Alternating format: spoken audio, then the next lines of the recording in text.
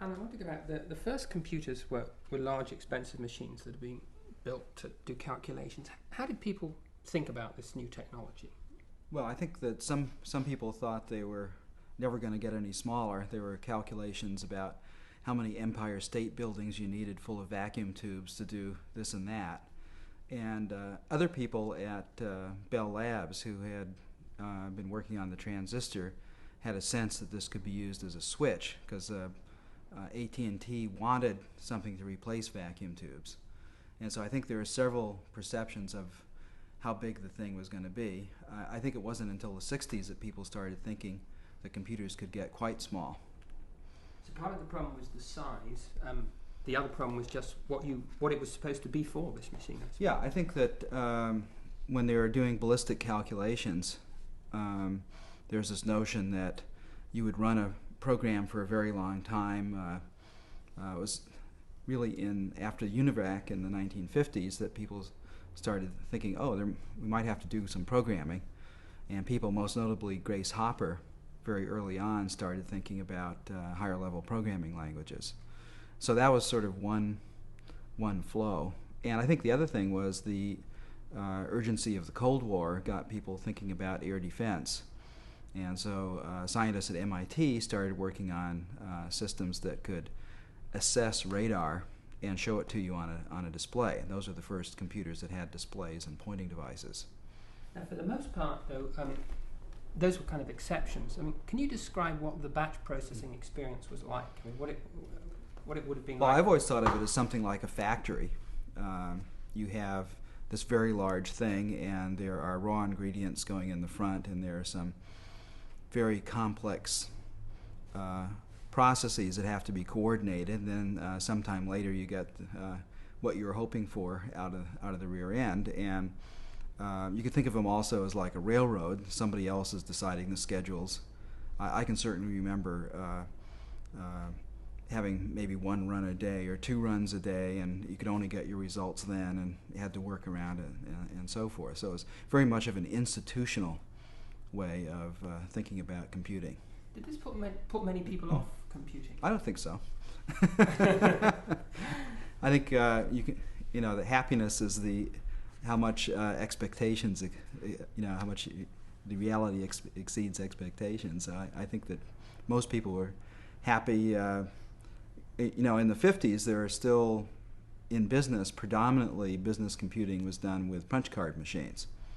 And IBM was a company that made those punch card machines. So there's an enormous disparity between what you could do with computers and what most people did. But still, for most people, the physical size and appearance of the machine was a compelling thing, and that gave mythology. My feeling is that anything that's larger than human scale invokes mechanisms concerned with religion. So you have a priesthood with white coats. All the paraphernalia were there, and some people thought it would take over the world, and some people wanted it to take over the world, and some people were afraid it would take over the world, and none of those things happened. But that was what it was when it was this large thing. And towards the late 50s, many people in different places started saying, this thing has the potential of being more like a partner, maybe a complementary partner. It can do some things that we can't do well and vice versa, so we should find some way of bringing it down to human scale. But a partner to the individual? A partner to people, not so much directly connected to the institutions. Although, of course, the first way it was done using time sharing, the mainframe was still owned by the institution. Okay, now, of the people, of these sort of very early visionaries, I mean, you've divided them into sort of two groups, haven't you? Could you talk a bit about that? Which two groups? Well, one group was the ones who were interested in amplifying intelligence. There are lots of different groups. I'll rephrase that. Okay, so turn over. Okay, must be okay because we're still rolling, right? So, I think in the late 50s there were a variety of different conceptions of what you should do with it, and some of those conceptions are had by the very same person. So, for instance, John McCarthy, who is a professor at MIT, both wrote memos suggesting we should timeshare the computer, and he also thought more into the future, that we'd be all networked together and there would be these huge information utilities that would be like our power and lighting utilities that would give us the entire wealth of the knowledge of man. And he suggested on that what we'd have to have is something like an intelligent agent, an entity not maybe as smart as us, but an expert in finding things, and we would have to give it advice. He called it the advice taker. Tell me a bit about time sharing, because obviously one thing people would say is, how could everybody have their own computer, wouldn't they? I mean, it's so well, I think that was it. They cost several $1 million back then, and people had been fooling around with things a little bit like time sharing before sort of the official invention of it at MIT. And part of it was just to debug programs. The idea is that debugging is one of the most painful process. Incidentally, you probably know that there was actually a bug. The first bug was one found by, a moth, I think, found by Grace Hopper. So it actually has an official. And a friend of mine just recently was having trouble with his laser printer, and nothing that they thought of could possibly work. And finally somebody decided to open it up and look in it, and what it was a mouse. The mouse had moved in. It was nice and warm. It had, on top of the circuit board, had set up various places. You know, so it's like a real, it was real. And of course, that nobody understood what it meant when it said that this guy's computer has a mouse problem, because mice don't have problems. So, you know, it's an ill wind that blows nobody good. Tell me about the basic concept of time sharing. What was the idea? Well, the idea was that when humans use computers, the best way of having them use it is, instead of using all of the power for 5 minutes a day, is to take those 5 minutes of computer power and spread it out over several hours, because people are slow at typing, and when you're debugging, you don't need to do long runs of things, and what you want is lots of interaction, lots of finding out that you're wrong and this is wrong, and you can make a little change and this is wrong. So you want to go from something that requires enormous planning to something that's much more incremental. And this is the urge that the people who developed time sharing had. But how could you give an individual exclusive access to a computer? Well, you couldn't. So the idea is, if the thing cost several $1 million, as McCarthy pointed out, one of the things that you could do is roll in one person's job and do it for a couple of seconds, then roll in another person's job and do it for a couple of seconds. And if you had a fast enough disk for holding all of these jobs, then you'd be able to handle 20, 30 or more people at once, and they wouldn't feel that the lag of a few seconds was going to so hurt the them. computer's switching between the jobs so fast, is that the way it works? That Right. Right. Well, that's the way it's supposed to work. And of course, the thing that drove personal computing in the 60s into existence was that it proved to be extremely difficult to get reliable response time. But this is like one of the early ideas of the user having an illusion. Yes, indeed. Right, yeah.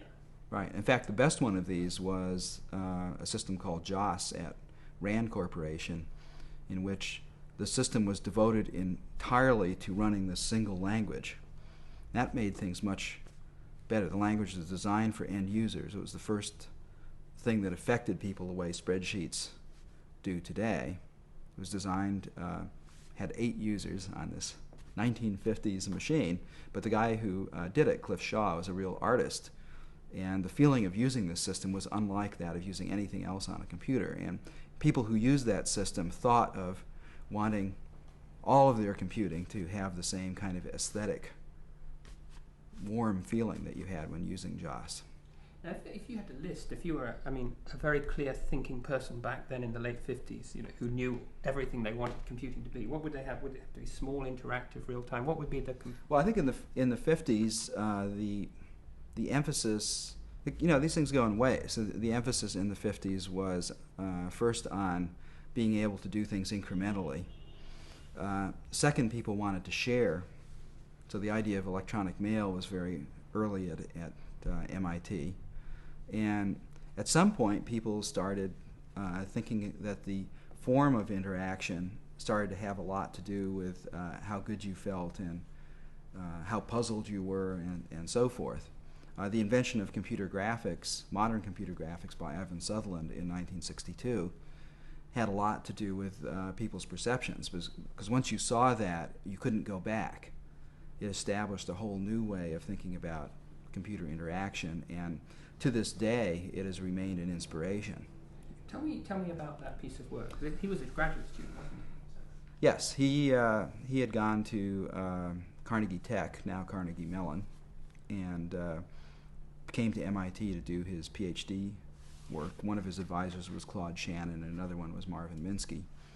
And as he has told the story several times, is that they were then in just the early stages of Jack Licklider's dream to have the computer be a sort of a symbiotic partner. And when he went out to Lincoln Labs, people were starting to think about that. And there was a marvelous machine there called the TX2, which is one of the last computers in the U.S. large enough to have its own roof. You know, it was one of these enormous machines originally built for the air defense system. And Ivan made friends with people there and started thinking about something having to do with computer graphics. This, you know, the air defense system used displays for putting up radar plots and so forth. And the light guns were already around and so forth. And so he started thinking about maybe doing a drafting system. And as I recall it, one of his original reactions when seeing the kind of graphics you could put on a screen, because the screens couldn't even draw lines. When they put up a line, it was put up with lots of individual dots and done fairly slowly.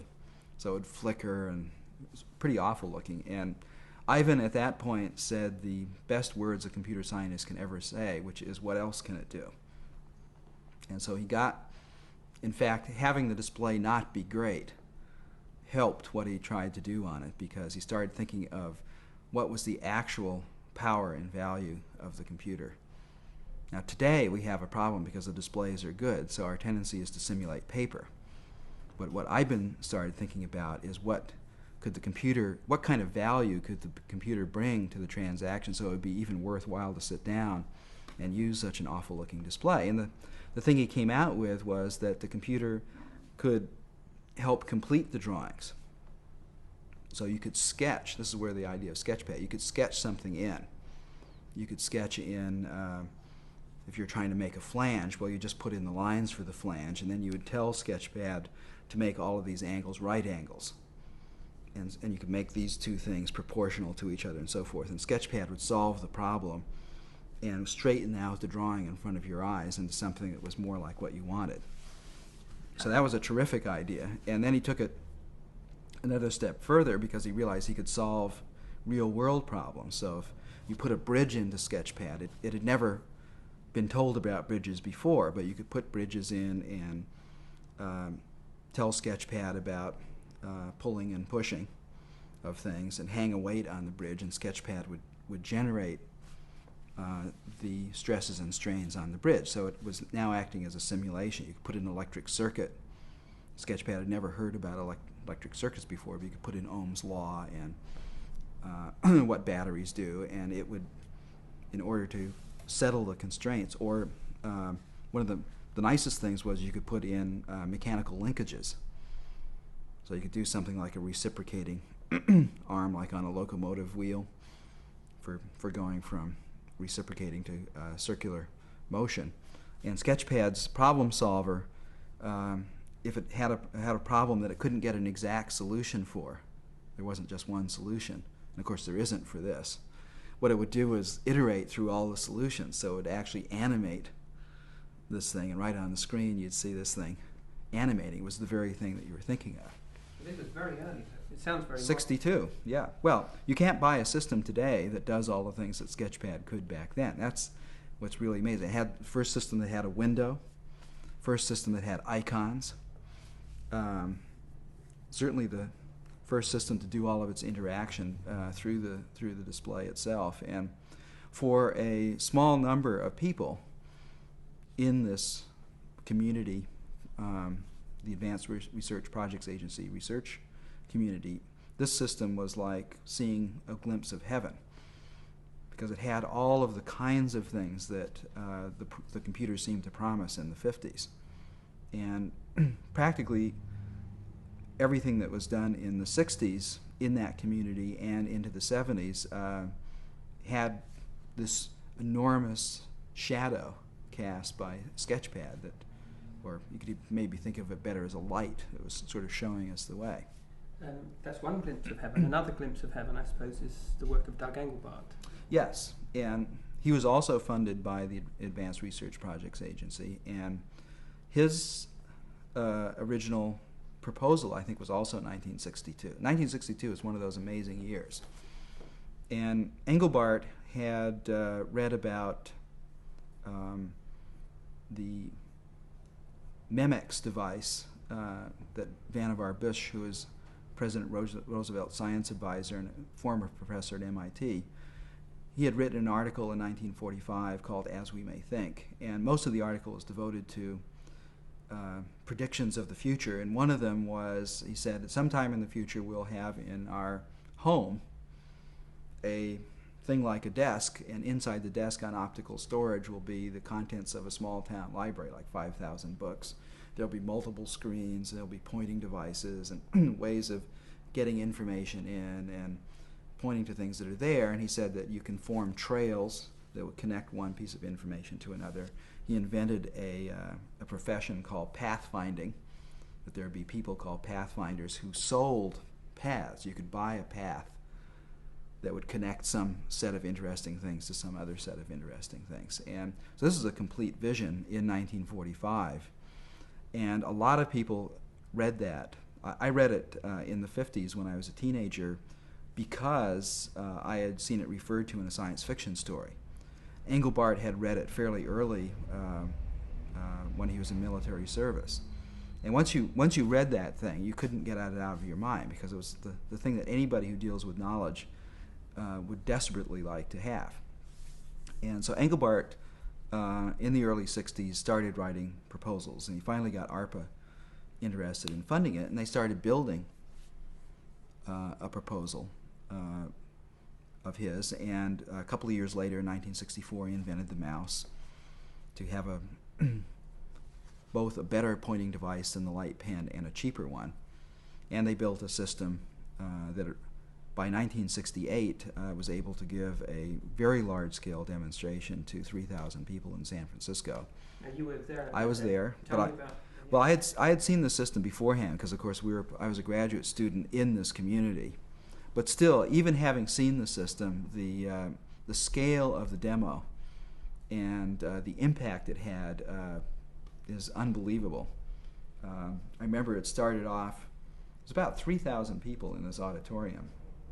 I was at the Fall Joint Computer Conference, I think, and all you could see on the stage was this figure with something in his lap and a box in front of him and a couple of things that looked like TV cameras around him. And he had on a headset, and he started talking. He said, "I'd like to welcome you to our demonstration." All of a sudden, his face appeared 20 by 30 feet wide on this enormous screen, because they borrowed one of the NASA, one of the first video projectors on this, and they used this huge situation display. And then they used video editing, so you could see while he was giving this demonstration what he was doing with his hands, with the mouse and the key set, what was going on the screen and so forth. And that is videotaped. I mean, that's something that you can use for your... Yes, so you're talking about Doug. What did he demonstrate? What sort of things did he show? Douglas Engelbart, he started off just showing us how you could point to things on the screen and indicate them, and started off actually fairly simply, just showing how you could look at information in various ways. He showed something very much like HyperCard.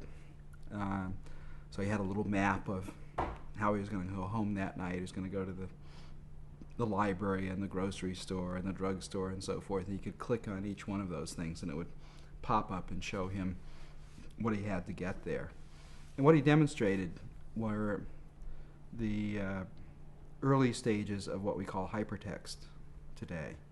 Uh, lots of response in the system. One of the big shockers was midway through the thing, he started doing some collaborative work, and all of a sudden you saw in an insert on the screen, you saw the picture of Bill Paxton, who was 45 miles away down in Menlo Park, live. Both of them had their mouse pointers on the screen, and they were actually doing the kinds of things that people still dream about today. So this is a complete vision. And I think of it as the vision of what we today call personal computing or desktop computing. So except for the fact that the processor was a big time-shared computer, all of the paraphernalia, Engelbart used a black and white display, 19-inch display, using video to blow up a calligraphic screen, and had a mouse. And if you look at the thing today, you'd see something that looked like somebody's office that you could walk into. And what remained was to do something about the problems in response time and all of that stuff. And that was something that I had gotten interested in a few years before. And the first machine that I did was a thing called the Flex machine. And just before we go on to Flex, yeah. Just tell me before we go on, what was the reaction like among the computer? Well, I didn't take in fact, I was actually, as I recall, I actually was I had the flu or something, but I was determined to go see this. I think ARPA had spent something like $175,000 on this demo, and everybody in the ARPA community wanted to show up. I recall that the crowd, he got a standing ovation, and it won the best paper in the Fall Joint Computing Conference and so forth. And what was even better is that he had brought up 4 or 5 terminals to this system and had them in a room, and people could go in and actually learn to interact with the system a bit. So it was a large-scale demonstration. I don't think that anybody has ever traced what people did over the next 15 or 20 years as the result of having been at that demonstration. That would be interesting. Doug hoped it would change the face of computing, and is very disappointed that it didn't. He thinks it didn't really have much. Well, I mean, there are a couple of things that Doug, we thought of Doug as Moses opening the Red Sea. He was like a biblical prophet.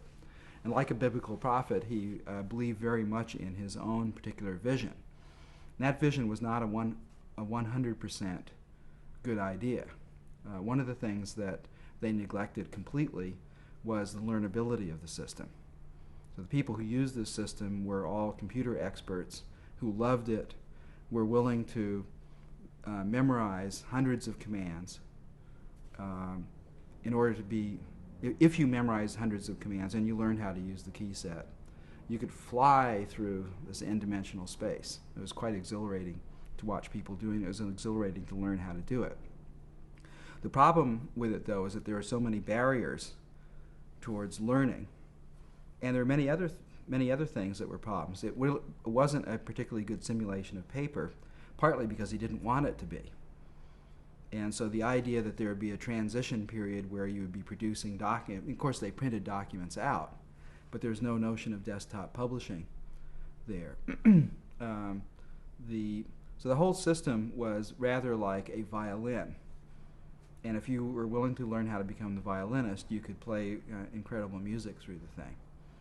And of course, all of us were completely sold on this system in the late '60s. And the first machine that I did, the Flex machine, was an echo of this.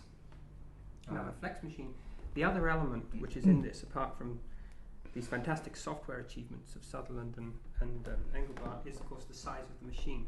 There were some precedents, weren't there? Oh yes, yeah. The first personal computer, in my opinion, was the machine called the Link. If you include size as one of the important things, of course, you could say that the Whirlwind was a personal computer at MIT, or the TX2.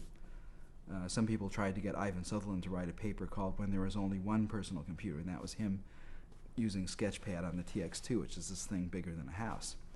But in 1962, Wes Clark did a machine in which part of the design parameter was it was small enough to look over when you were sitting down at a desk. So it was not supposed to loom over you. So it's something you could actually see over it. And many important things were done on that machine. In fact, quite a few hundred, if not a few thousand of them were built and used in the biomedical community. It was designed for biomedical research, designed to be programmed by its users who are not computer scientists, even designed to be built by non-computer scientists. They used to have gatherings in the summertime where 30 people or so would come and build their own links and then take them back and stuff. It was a great little machine.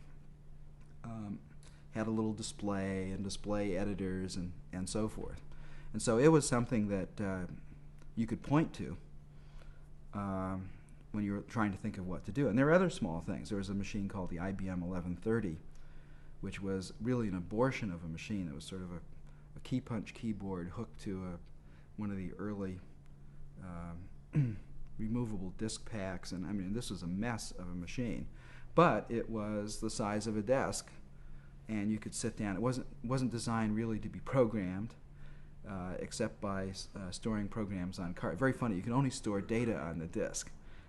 IBM forced you to put the programs on punch cards. You know, that's the only way you could feed them in. It was really hilarious. So there are lots of different kinds of things like that. Yeah. So what were you trying to do with Flex? What was the? Well, I worked on this machine with a guy by the name of Ed Cheadle, who was really trying to invent what today we would call personal computing.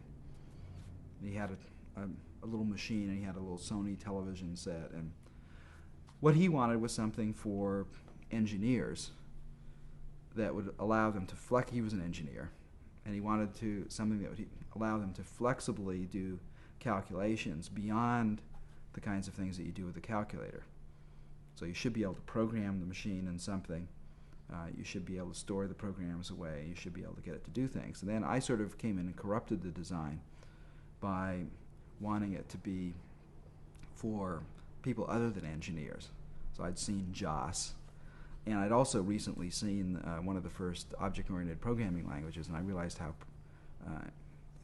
important that could be. And then Sheila and I escalated. You know, the problem is that he and I got along really well, and so we escalated this design beyond the means of the time to build it practically. But we did build one, and it had many things that people associate today. It fit on top of a desk, special desks that weighed hundreds of pounds.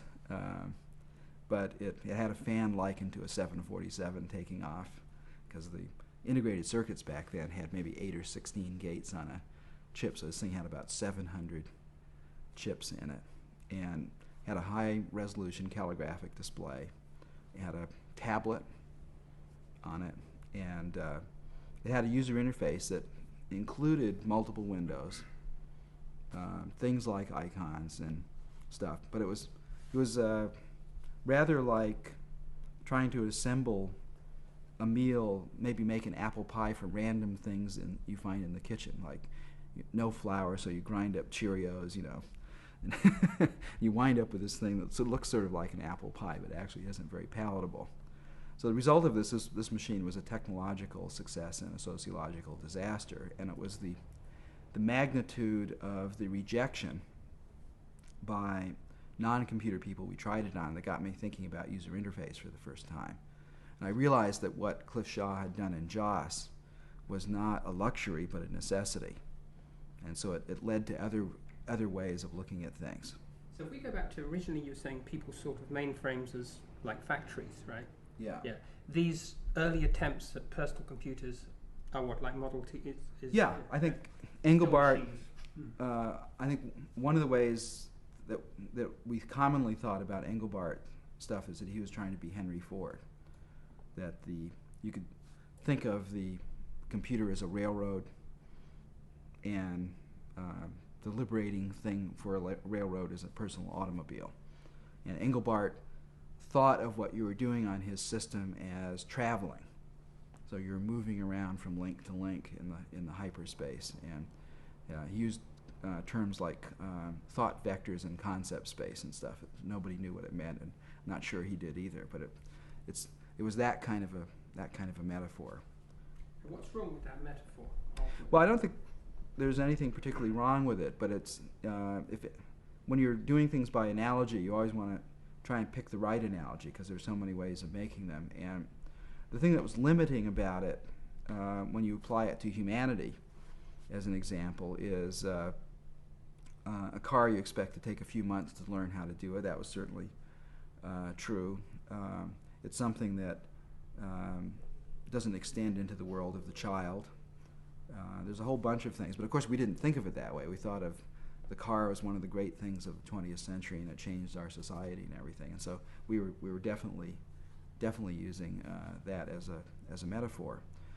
And in fact, the thing that changed my mind had nothing to do with rejecting the car as a metaphor. It was finding a better metaphor, one that was completely possessed me. And that came about from seeing quite a different system. I had called the Flex machine a personal computer. I think that was the first use of that term. And while I was trying to figure out what was wrong with it, I happened to visit RAND Corporation over here in Santa Monica and saw sort of a follow-on system to JOS that they had done for their end users, who were people like RAND economists. These people loved JOS, but they hated to type. And so in the same year the mouse was invented, the RAND people had invented the first really good tablet. It was a high-resolution thing, and they decided that the thing to do was to get rid of keyboards entirely. And so the first really good hand character recognizer was developed there, and they built an entire system out of it called Grail, for graphical input language. So there's no keyboard at all. You interacted directly with the things on the screen. You could move them around. If you did a square on the screen, if you drew a square, it would recognize you were trying to draw a square. It would make one. If you put in your hand printed characters, it would recognize them and straighten them up. And the system was designed for building simulations of the kinds that economists and other scientists would like to build. And using this system was completely different from using the Engelbart system. On this system, it felt like you were sinking your fingers right through the glass of the display and touching the information structures directly inside. And if what Engelbart was doing was the dawn of personal computing, what the RAND people were doing was the dawn of intimate computing. At intimate computing, you forget that it's a machine, and you think of it. Yeah, you start it, and one of the things that completely took hold of me in using the Grail system was it felt more like a musical instrument than anything, because the musical instrument is something that most musicians don't think of their instruments as machines, and it's that closeness of contact, the fitness, that you're directly dealing with content rather than the form of the content that possessed me very strongly. And I saw that was in 1968 as well, and I saw another several things. I saw Seymour Papert's early work with Logo, where here were children writing programs, and that happened because they had taken great care to try and combine the power of the computer with an easy-to-use language. In fact, they used the RAND JOS as a model and used the power of Lisp, which had been developed a few years before as an artificial intelligence language, put them together, and that was the early Logo. And to see children confidently programming just blew out the whole notion of the automobile metaphor. And the thing that replaced it was that this is a medium. This is like pencil and paper. We can't wait until the kids are seniors in high school to give them driver's ed on the thing. They have to start using it practically from birth the way they use pencil and paper. And it was destined not to be packaged on a desktop, because we don't carry our desks with it. It had to be something much smaller. And that was when I first started seriously thinking about a notebook computer. And of course, the first thing I wanted to know after deciding that it had to be no larger than this was, when would that be possible, if ever? And so I started looking at what the integrated circuit people were doing, Gordon Moore and Bob Noyce and stuff, and there were these nice projections that they, as confident physicists, had made about where silicon can go. And what's wonderful is these projections have only been off by a few percent now, more than 20 years later. And of course I was very enthusiastic. I would believe anything that was in the right direction. So I took this hook, line, and sinker and said, okay, 20 years from now, we'll be able to have a notebook-size computer that we can not only do all the wonderful things on computers, we can do mundane things too, because that's what paper is all about. You can write a Shakespearean sonnet on it, but you can also put your grocery list on it. So one of the questions I asked back in 1968 is, what kind of a computer would it have to be for you to do something so mundane as to put your grocery list on it, be willing to carry it into a supermarket, and be willing to carry it out with a couple of bags of groceries? There's nothing special about that. You can do it with paper. So the question is the question is not whether you replace paper or not. The question is whether you can cover the old medium with the new, and then you have all these marvelous things that you can do with the new medium that you can't do with the old. Now, many people find the idea of a medium a tricky concept. What in the sense you're talking about, writing and so forth, or music, what do you mean? Well, I think most of my thoughts about media were shaped by reading McLuhan, which not everybody agrees with, but one of his points is that the notion of intermediary is something that is not added on to humans. It's sort of what we are. We deal with the world through intermediaries. We deal with we can't fit the world into our brain. We don't have a one-to-one representation of the world in our brain. We have something that is an abstraction from it, and so the very representations that our mentality uses to deal with the world is an intermediary. So we kind of live in a waking hallucination, and we have language as an intermediary, we have clothes as an intermediary. So this whole notion of what we think of as technology could also be replaced by the word medium. And I think there's even though media has this connotation of the news business and stuff like that, I think it's an awfully good because it gives us this notion of something being between us and direct experience. Now, of those media, writing and printing, obviously, as a media, we can sort of think about that had great power. Now, and music as well. Yeah. And what does that really consist of? Well, I think that the trade-off with using any kind of intermediary is that every time you put something between you and direct experience, you're alienating a bit, and what you hope to get back from it is some kind of amplification. Various people who have studied evolution talk about the difference between the direct experience you get from kinesthetically touching something to the indirect experience you get of seeing it. And one is less involving than the other. The seeing is a good one because it means you don't have to test out every cliff by walking over it. And so there's an enormous survival value about stepping back. To have a brain that can plan and envision things that might happen, whether as images or even more strongly in terms of symbols, is of tremendous survival value because it allows you to try out many more alternatives. And so, as the existentialists of this century have pointed out, that we have gained our power over the world at the cost of alienating ourselves. So the thing that a computer is anything but a machine. So I wonder if you could try. Why should that be a medium? Well, I think machine is a word that has a connotation that's unfortunate.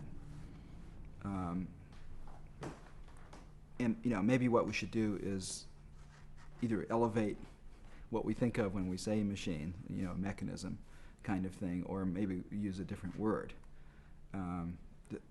To most scientists, machines are not a dirty word because one of the ways we think about things, even in biology these days, is that what we are is an immensely complicated mechanism. And that's not to say that it's predictable in the sense of free will, because there's this notion now that people are familiar with called chaotic systems and systems that are somewhat unstable, and there's a lot of instability and stuff built in. It's a little more stochastic in a way, but the idea that there are things operating against each other, and they make larger things, and those things are part of larger things, and so forth, to most scientists seems like a beautiful thing. It's not a derogatory term. I think it's also that most machines were built to do useful work. I mean, this machine, in processing information, has properties which are sort of linguistic as well as.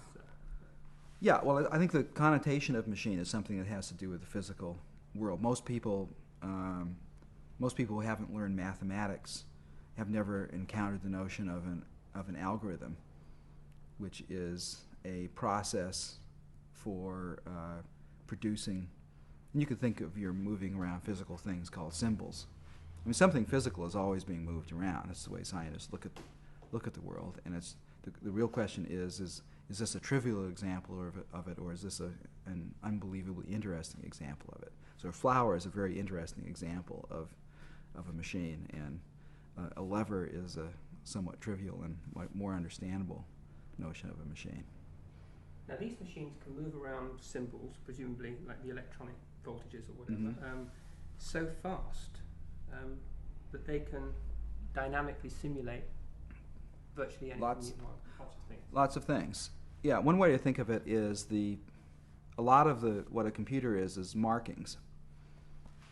And just as it doesn't matter whether you make the markings for a book on metal or paper, or you can make them in clay. There are all kinds of ways of making the equivalent of a book. The main thing about a marking is you have to have some way of distinguishing from other markings. And once you've got that, then they can act as carriers of different kinds of descriptions. And the range of the markings that you can have in a book and the range of markings you can have in a computer are the same. So like in a computer, it started with punch cards and yeah, it doesn't matter what it is. You can there's a wonderful computer built out of Tinkertoy in the Computer Museum of Boston. It was done by some MIT grad students. You can make it out of anything. And so that's one set of ideas, that it's the representational properties of things are very, very much like a book. And then the computer has this even more wonderful thing, is that it's a book that can read and write itself. And moreover, it can do it very quickly. So it has this self-reflexivity that you usually only find in biological systems. And it can carry through these descriptions very, very rapidly. Okay, and then everything, that's the big nirvana experience where you suddenly realize, holy smokes, this thing is a pocket universe. And it has a nice complementary role to the way we deal with our physical universe as scientists. The physical universe, especially in the 19th century, it was thought that it was put there by God, and it was the job of scientists to uncover this glorious mechanism. So in the computer, what you do is you start off with a theory, and the computer will bring that theory to life. So you can have a theory of a universe that is different than our own, like it has an inverse cube law of gravity. And you can sit down and in not too much time you can program up a simulation of that and discover right away that you don't get orbits anymore with planets. And that's curious, and a little more thinking and deeper delving will soon make you discover that only the inverse square law will actually give you orbits. That's a curious thing. The other way you put it once is, you could invent a universe with no gravity, right? Yes. And in fact, I think it's again the difference between a physical book, which when you can drop it and it will fall down to the floor, and the story that's in the book that could be about a place that has no gravity, like out in space. And the computer is at once a physical thing, and the stories that it holds don't have to have anything to do with the physical universe its components reside in. So in other words, you can lie both with books and with computers, and it's important because if you couldn't lie, you couldn't get into the future. Because we are living a world of things that were complete lies 500 years ago.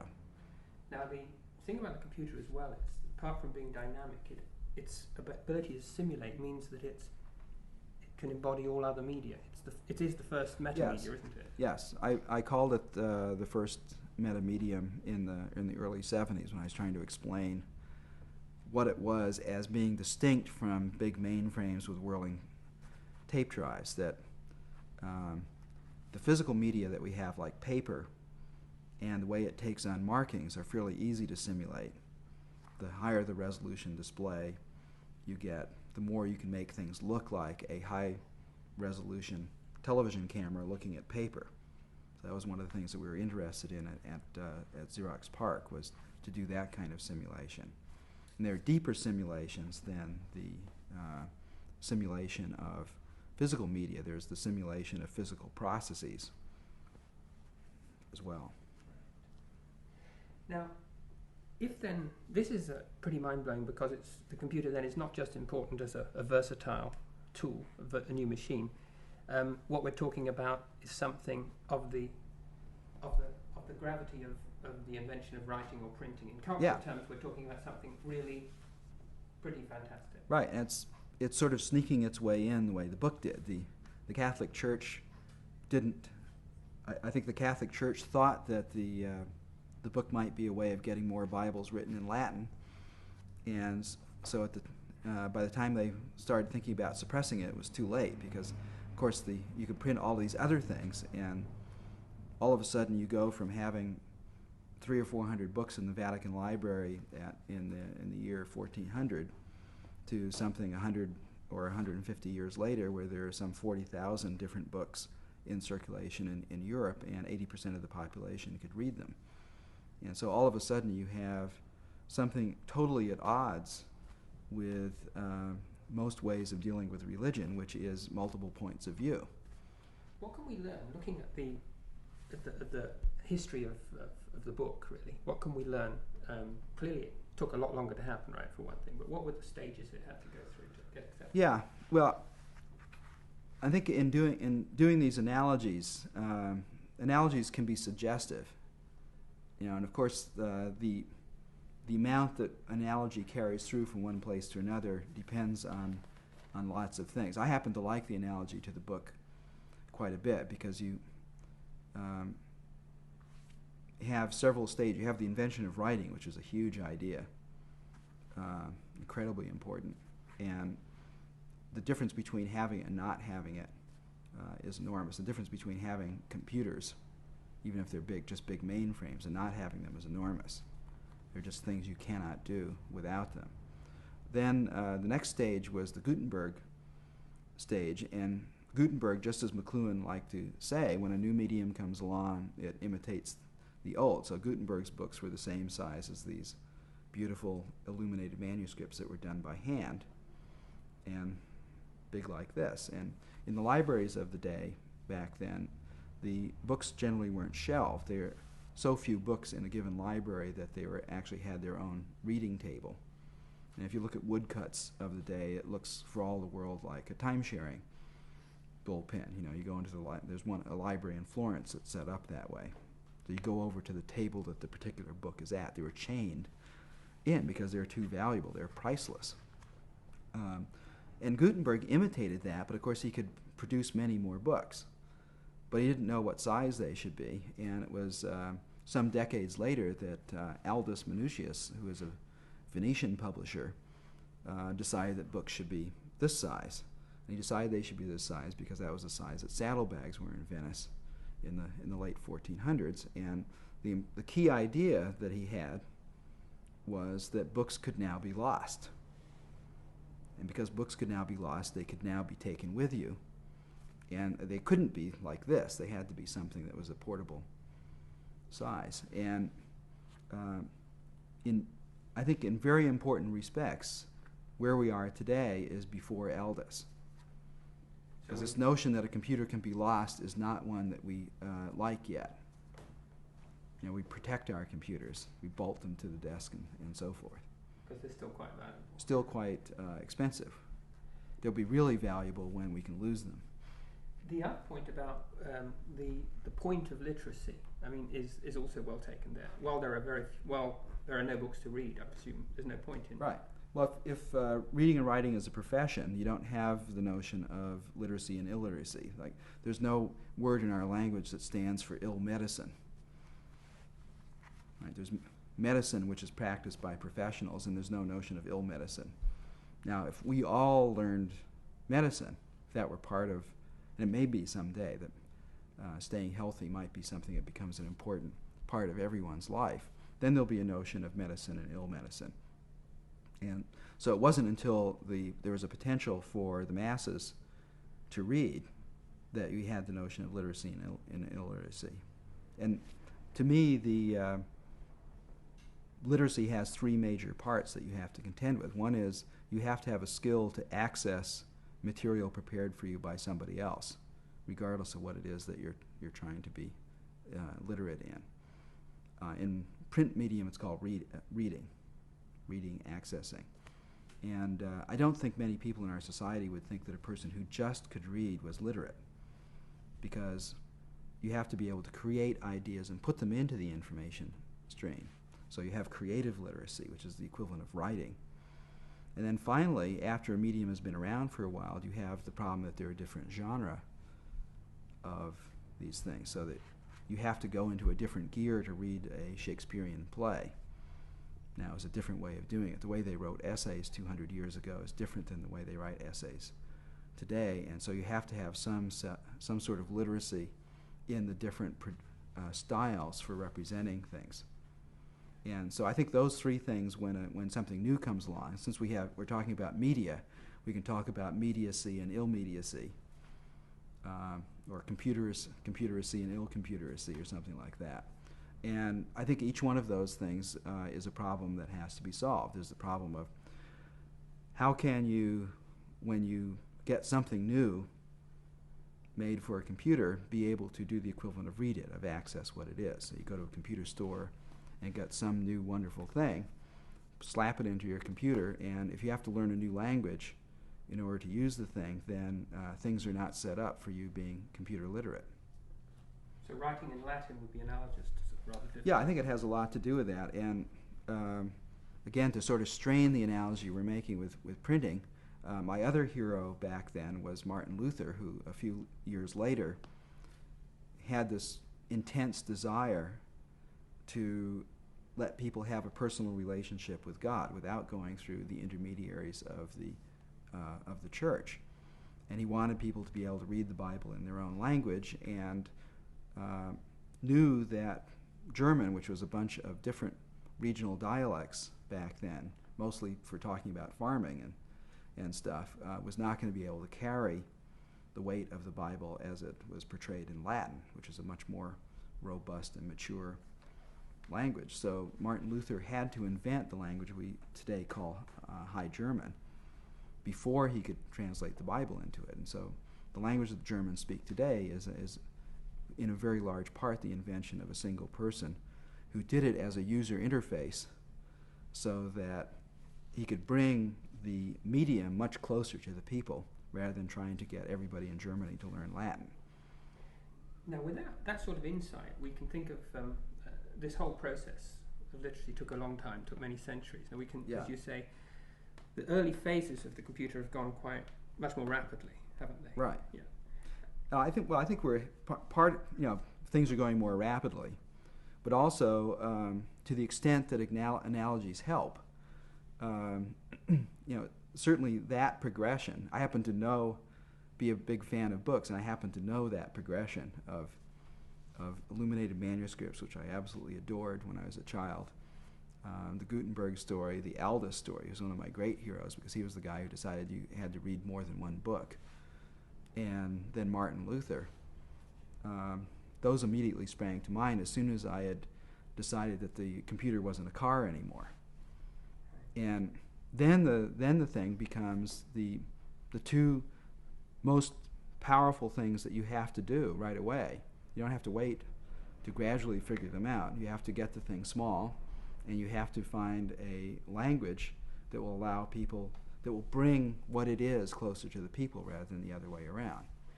Now, an opportunity came for you. I mean, I know you were going to make your Dynabook one way or another, but an opportunity came for you to go right. to a brand new center. Yeah, I thought up the Dynabook in 1968 and made a cardboard model of it. And a couple of years later, I was about to go to Carnegie Mellon University to do the thing. And I had been consulting a little bit for the newly formed Xerox PARC, and it just got to be too much fun, so I never wound up going to Pittsburgh. What was Xerox PARC? Xerox PARC was an an attempt by Xerox to spend part of its research and development money on really far out stuff that was not going to be particularly controlled by them. In the late 60s, they bought themselves a computer company. They bought a whole bunch of publishers. They're trying to get into a larger sphere than just office copiers. One of the ringing phrases of the late 60s was Xerox should be the architects of information. And so they had this expansive feeling about getting into other areas, and they got Jack Goldman in, who was a scientist at Ford, and as the new chief scientist at Xerox. And Jack realized that what we actually had to have at Xerox was something like a long-range research center. Xerox was a big company even then, and what Jack decided to do is to hire George Paik, who was the chancellor of Washington University in St. Louis. And George was quite familiar with ARPA, and so he hired Bob Taylor, who had been one of the funders of ARPA in the 60s. Taylor was one of the champions of Engelbart, one of the champions of the work at RAND and so forth. And what Taylor did was to, instead of hiring random good scientists, what he did was to decide to set up a miniature concentrated ARPA community. So he went out after all of the people he thought were the best in the ARPA research community, and those people were somewhat interested because the Mansfield Amendment was shutting down, constricting the kinds of far-out things that ARPA could do. So it was one of those things where... What was the Mansfield Amendment? Mansfield Amendment was an overreaction to the Vietnam War. A lot of people were worried about various kinds of government and especially military funding on campus and secret funding and all of this stuff. And the ARPA information processing techniques projects got swept up in this, even though every single one of them was public domain and had already been spun off into dozens of companies, including DEC. And so this is just one of these broad brush things done by Congress that happened to kill off one of the best things that's ever been set up in this country. And so a lot of smart people in universities who believe more or less the same dream about the destiny of computers were gathered up by Taylor, and I was one of those. So how good were you were talking about the people that were gathered. I mean, how good were they? Well, I thought they were the best. We'll start again. We'll just let that one go back. Okay.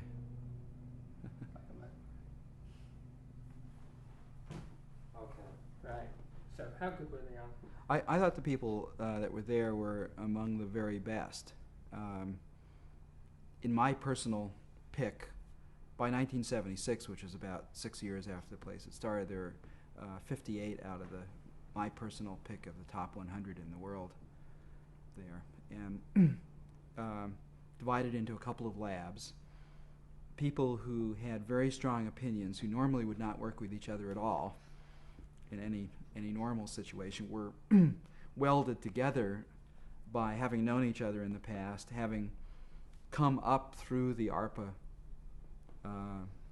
community, believing more or less the same things. Of course, when you have that kind of level of people, the disagreements in the 10th decimal place become significant. But it worked out very well because we were able to get together completely on joint hardware projects. So we built all of our own hardware as well as all of our own software there, and the hardware was shared amongst the many different kinds of groups that were there. So there's one set of hardware as we moved on from year to year, and then many different kinds of software design. Xerox had this idea of the architecture of information, rather general concept. What did you guys think you were doing? Well, the psychology of that kind of person is would be thought of as being arrogant in most situations. We thought we knew. We didn't know exactly what we were going to do, but we were quite sure that nobody else could do it better, whatever it was. And the architect of information, that was a phrase that sounded good. It didn't actually mean anything.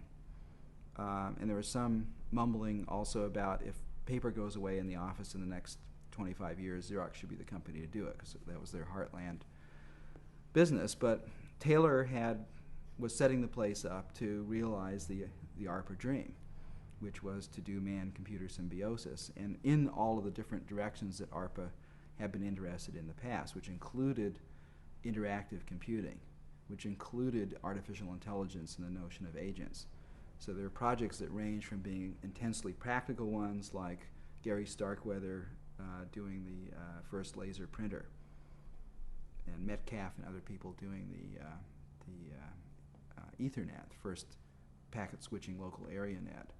Thacker being the main designer of the Alto, which is the first workstation and the first computer to look like the Macintosh.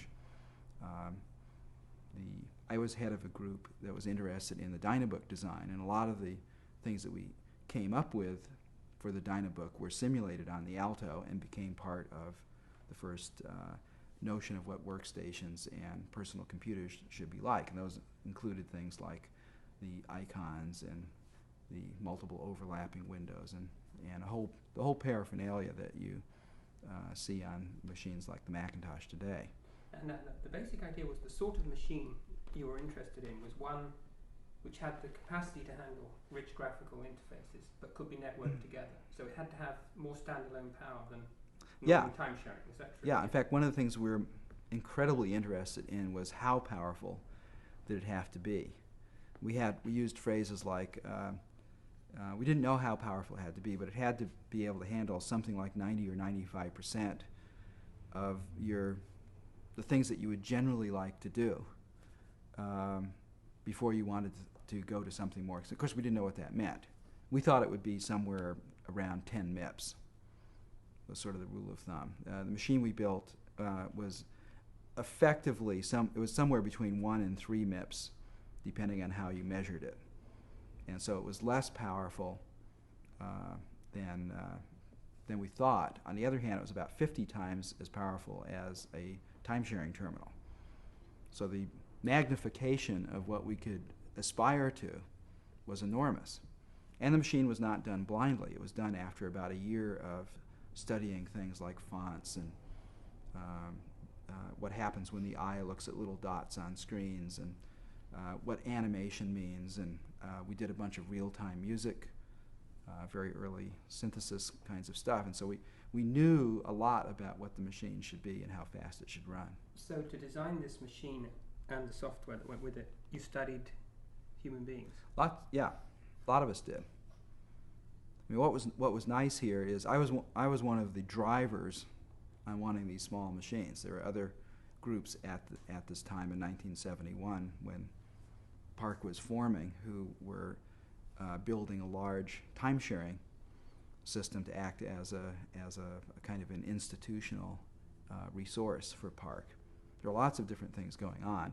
I wanted to do stuff with children because my feeling after doing the Flex machine was that we, and I especially, were not very good at designing systems for adults. And so then I thought, well, children have to use this thing. Why don't we'll forget about adults for a while. We'll just design a tool for children, a medium for children, and we'll see what happens. So I desperately wanted to get a bunch of these systems. I needed like 15 of them. I needed to have them in a school somehow with children because I wanted to see how children reacted to these things and improve the design that way. Yeah, we'll keep going. Don't worry about that. So, but the idea was that when you use children, this threw into focus many of the problems you were trying to solve. What was that? Yeah, I don't know that it threw into the shock when you go out to real users of any kind is enormous because technical people live in this tiny little world, actually. We like to think it's a big world, but it's actually a tiny little world. And it's full of phrases that we learned when we were taking math classes, and it's hermetic. And it's full of people who like to learn complicated things. They delight in it. And so one of the hardest thing is for these kind of people to do any kind of user interface for people who are not like that at all. That's the number one dictum of user interface design, is the users are not like us. And so what you need to have is some way of constantly shocking yourself into realizing that the users are not like us. And children do it really well, because they don't care about the same kinds of things that adults do. And they're not like this, they're not like that. They can always go out and play ball. They haven't learned to feel guilty about not working yet, And the last thing you want to do is subject the children to more school. You don't want to put them through a training course to learn a computing system. So we use the term forcing function. It was a setup where, in many ways, it's harder to design a system for children than it is for adults, along a couple of avenues. And it forced us to start thinking about how human mentalities might work. These were your Smalltalk kids, were they? These eventually became the Smalltalk kids. And the lead into that was that Seymour Papert had gotten a lot of good ideas from having worked with Piaget. And Piaget had a notion of the evolution of mentality in early childhood as being sort of like a caterpillar into a butterfly. And the most important idea of it was that at each stage of development, that the kid was not a deficient adult, but was a fully functioning organism. It just didn't think about the world quite the same way as adults did. And other psychologists like Jerome Brunner had similar ideas, also inspired by Piaget. What were these basic stages? Well, if you break them down into just 3 stages, it's one in which a lot of thinking is done just by grabbing.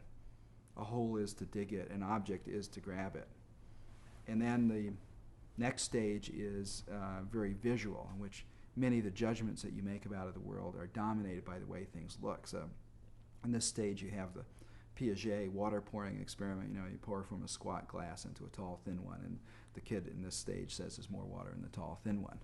He doesn't have an underlying notion, a symbolic notion that quantities are conserved. Doesn't have what Piaget calls conservation. But conservation is not a visual idea. Visual, it's what does it look like when you compare it. And then later on, you get the stage that Piaget called the symbolic stage, where facts and logic start to dominate the ways of thinking. And a child in that stage knows as a fact that water doesn't appear and disappear, nor does anything else. And so is able to give you judgments that are inferences based on these facts rather than by the way things appear. Now, Brunner did a lot of these experiments over again and added some sort of side trips into them. So one of the things he did in the water pouring experiment was to intersperse a cardboard after the child had said there's more water in the tall, thin glass. And the kid immediately changed what he had just said. He said, oh no, there can't be more, because where would it come from? And Brunner took the card away, and the kid changed back. He said, no, look, there is more. Brunner put the card back, and the kid said, no, there can't be more. Where would it come from? And so if you have any 6-year-olds you'd like to torment, this is a pretty good way of doing it. And Brunner, the way Brunner interpreted this is that we actually have separate ways of knowing about the world. One of them is kinesthetic, one of them is visual, one of them is symbolic. And of course, we have other ways as well. And that these ways are in parallel. They really constitute separate mentalities. And because of their evolutionary history, they are both rather distinct in the way that they deal with the world, and they are not terribly well integrated with each other. So you can get some remarkable results by telling people an English sentence, which they'll accept, and then showing them a picture that represents exactly the same thing and have an enormous emotional reaction. How is this going to help your interface design? Well, we're clutching at straws. You do anything when you don't know what to do. But it seemed like a reasonable thing to, since we're going to be dealing with humans, it seemed like a reasonable thing to try and get something out of the newly formed cognitive psychology to do it. And the thing that got me, the Piaget stuff didn't help me much, because one of the ways of interpreting it is that, for example, you shouldn't probably teach first graders arithmetic because they aren't quite set up to receive it yet. You'd be better off teaching them something that's more kinesthetic, like geometry or topology. They're learning, they're tying their shoes and stuff, and there are a whole bunch of things you can do with knots and things that are higher mathematics. But the particular symbolic manipulations of arithmetic are not easy for them at that stage. Well, that's important when you're designing curriculum in schools, but it didn't tell us much about a user interface. The Brunner thing, though, was really exciting because one of the ways of interpreting it is that at every age in a person's life, there are these multiple mentalities there. Now, when the kid is 6 years old, the symbolic one may not be functioning very much, but there are tricks that you can get it to function. And Brunner had this notion that you could take an idea that's normally only taught symbolically, like some physical principle, and teach it to a 6-year-old kinesthetically and to a 10-year-old visually. And later on to a 15-year-old you could teach it symbolically, this notion of a spiral. And Papert had the same idea, that if you want to learn how a gyroscope works, the last thing you want to do is look at the equation. What you want to do is do a little bit of visual reasoning about the thing, and then have one in your hand in the form of a big bicycle wheel. And when you turn that bicycle wheel and feel what it does, it clicks together with a small amount of reasoning you're doing, and all of a sudden you understand why it has to flop the other way, that there's nothing that mysterious about it. But from the outside and looking at the equation, and thinking about cross products and stuff like that, it just doesn't make any sense. So Brunner's idea was, when you don't know what else to do in developing a curriculum, try recapitulating the Piagetian stages. Cast this adult level knowledge down into a kinesthetic form and recast it later on. Teach it over and over again. Recast it later on in a visual form. And he thought of these lower mentalities, kinesthetic and iconic mentalities, as being what we call intuition. That they can't talk much, but they have their own figurative ways of knowing about the world that supply a nice, warm way of thinking about physical problems. Now, Engelbart had some of these already. The mouse is a kinesthetic. Yes, but not a good one. It's okay, but if you only use it to point on the screen, it's not very kinesthetic, because the major operation in kinesthesia is grabbing something and moving it. And Engelbart did not have that. And that was one of the first. Now, of course, people have been moving things around in computer graphics, and most people who had ever done this liked it better. So the first little paper I wrote about the Dynabook talked about moving things around, and Grail moved things around, Sketchpad moves things around. It's a natural thing when you're thinking about things from a graphics center, which Engelbart wasn't. Even though he had a little bit of graphics, he was thinking about it from text. Think about things from a graphics center. It's natural to want to just move something around. And so the connection with what had already been done with what Brunner was saying got us thinking a little bit more strongly about what the mouse was supposed to be about. The mouse was not just for indicating things on the screen. It was to give you a kinesthetic entry into this world. Now, the important thing about it is that I don't know how all scientific discoveries are made. They usually are connected together with little flashes of insight over long periods of time. But in fact, when I started off, I was quite sure that Brunner had the key, and we got the ingredients rather early for doing the user interface. But it's remarkable to me how many people we had to try ideas out on for years, 3 or 4 years. We had to not only build the system, but in fact the early versions of the system were not as good as later versions of the system. And it actually took about 5 years and dealing with hundreds of people to come out with the first thing that was that sort of looked like the Mac. And this is like the desktop. Yeah, the desktop was actually an idea we didn't like particularly. That was something that was developed when Xerox was thinking specifically of going at offices. This was the icons Windows point. Yeah, in the Dynabook idea, so when you have a Dynabook and you have simulations and multidimensional things as your major way of storing knowledge, the last thing you want to do is print any of it out, right? Because you're destroying the multidimensionality and you can't run them. So if you have so one of the rules is if you have anything interesting in your computer, you don't want to print it. And that's why if your computer is always with you, you won't print it. When you give it to somebody else, what you're sending to them is something that was in your Dynabook to their Dynabook. Okay, and the user interface that we worked on was very much aimed at that, and so it had a different notion than the desktop is sort of a smaller version of it. So what we had was this. You could think of it as multiple desks if you want, but we had this notion that people wanted to work on projects.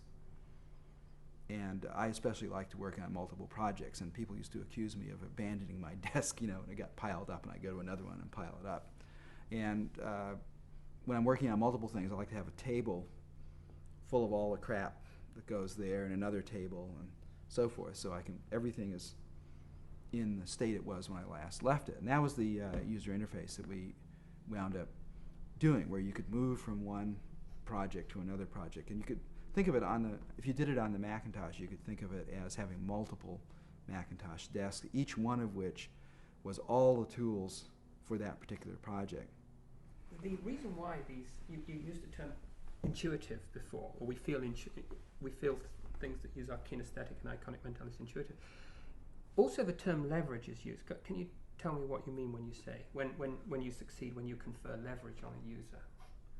Yeah, well, another part of my background before I was heavily into computer science was theater. And if you think about it, theater is kind of an absurd setup because you have perhaps a balding person in his 40s impersonating a teenage in triumph holding a skull in front of cardboard scenery, right? It can't possibly work. But in fact, it does all the time. And the reason it does is that theater, the theatrical experience, is a mirror that blasts the audience's intelligence back out at them. So it's as somebody once said, people don't come to the theater to forget; they come tingling to remember. And so what it is an evoker. And again, having the thing go from an automobile to a medium started me thinking about the user interface as a theatrical notion. And what you do in the theater is to take something that is impossibly complex, like human existence or something, and present it in something that is more like stereotypes, which the user can then resynthesize human existence out of. I think it was Picasso who said that art is not the truth, art is a lie that tells the truth. And so I started thinking about the user interface as something that was a lie, namely, it really isn't what's going on inside the computer, but it nonetheless tells the truth because it's a different kind of computer. It evokes what the computer can do in the user's mind, and that's what you're trying to do.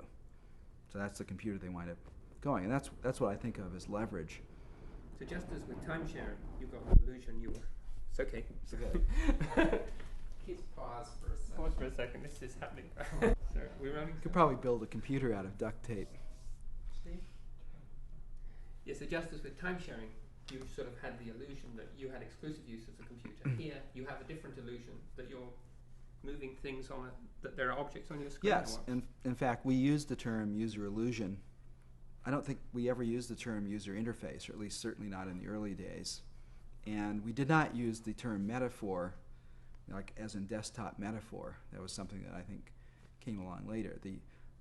The idea was what can you do theatrically that will cover the amount of magic that you want the person to be able to experience? Because the understanding was in the theater, you don't have to present the world as physicists see it, but if you're going to have magic in Act 3, you better foreshadow it in Act 1. And so there's this whole notion of how do you dress the set in order to set up expectations that will later turn out to be true in the audience's mind.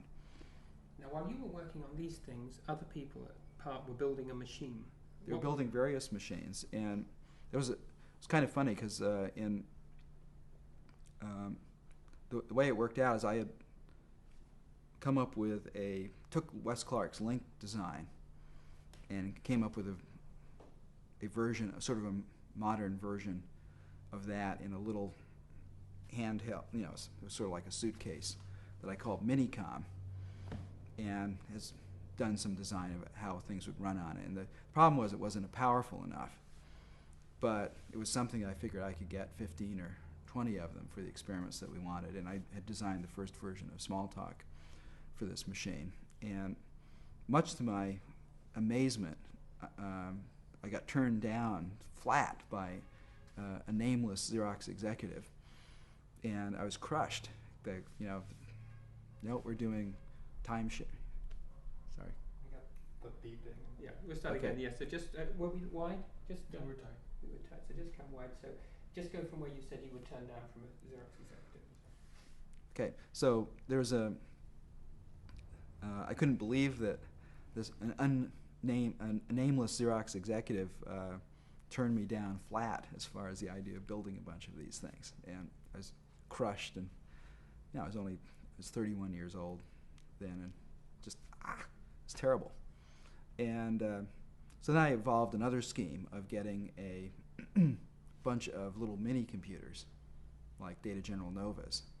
And I could only afford 5 of those. I had something like $230,000 or so, and I figured 5 of those, and take the system that we're experimenting with fonts and bitmap displays on, and I'll replicate that. I'll get 5 of them. It's an incredibly expensive way to do it, but that would give me 5 machines to do stuff. And then this Xerox executive went away on a task force, and Chuck Thacker and Butler Lamson came over to me in September of 1972 and said to me, "Have you got any money?"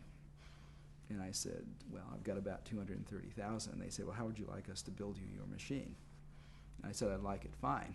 And so what I gave them was the results of the experiments I'd done in fonts and bitmap graphics, plus we had done some prototyping of animation and music.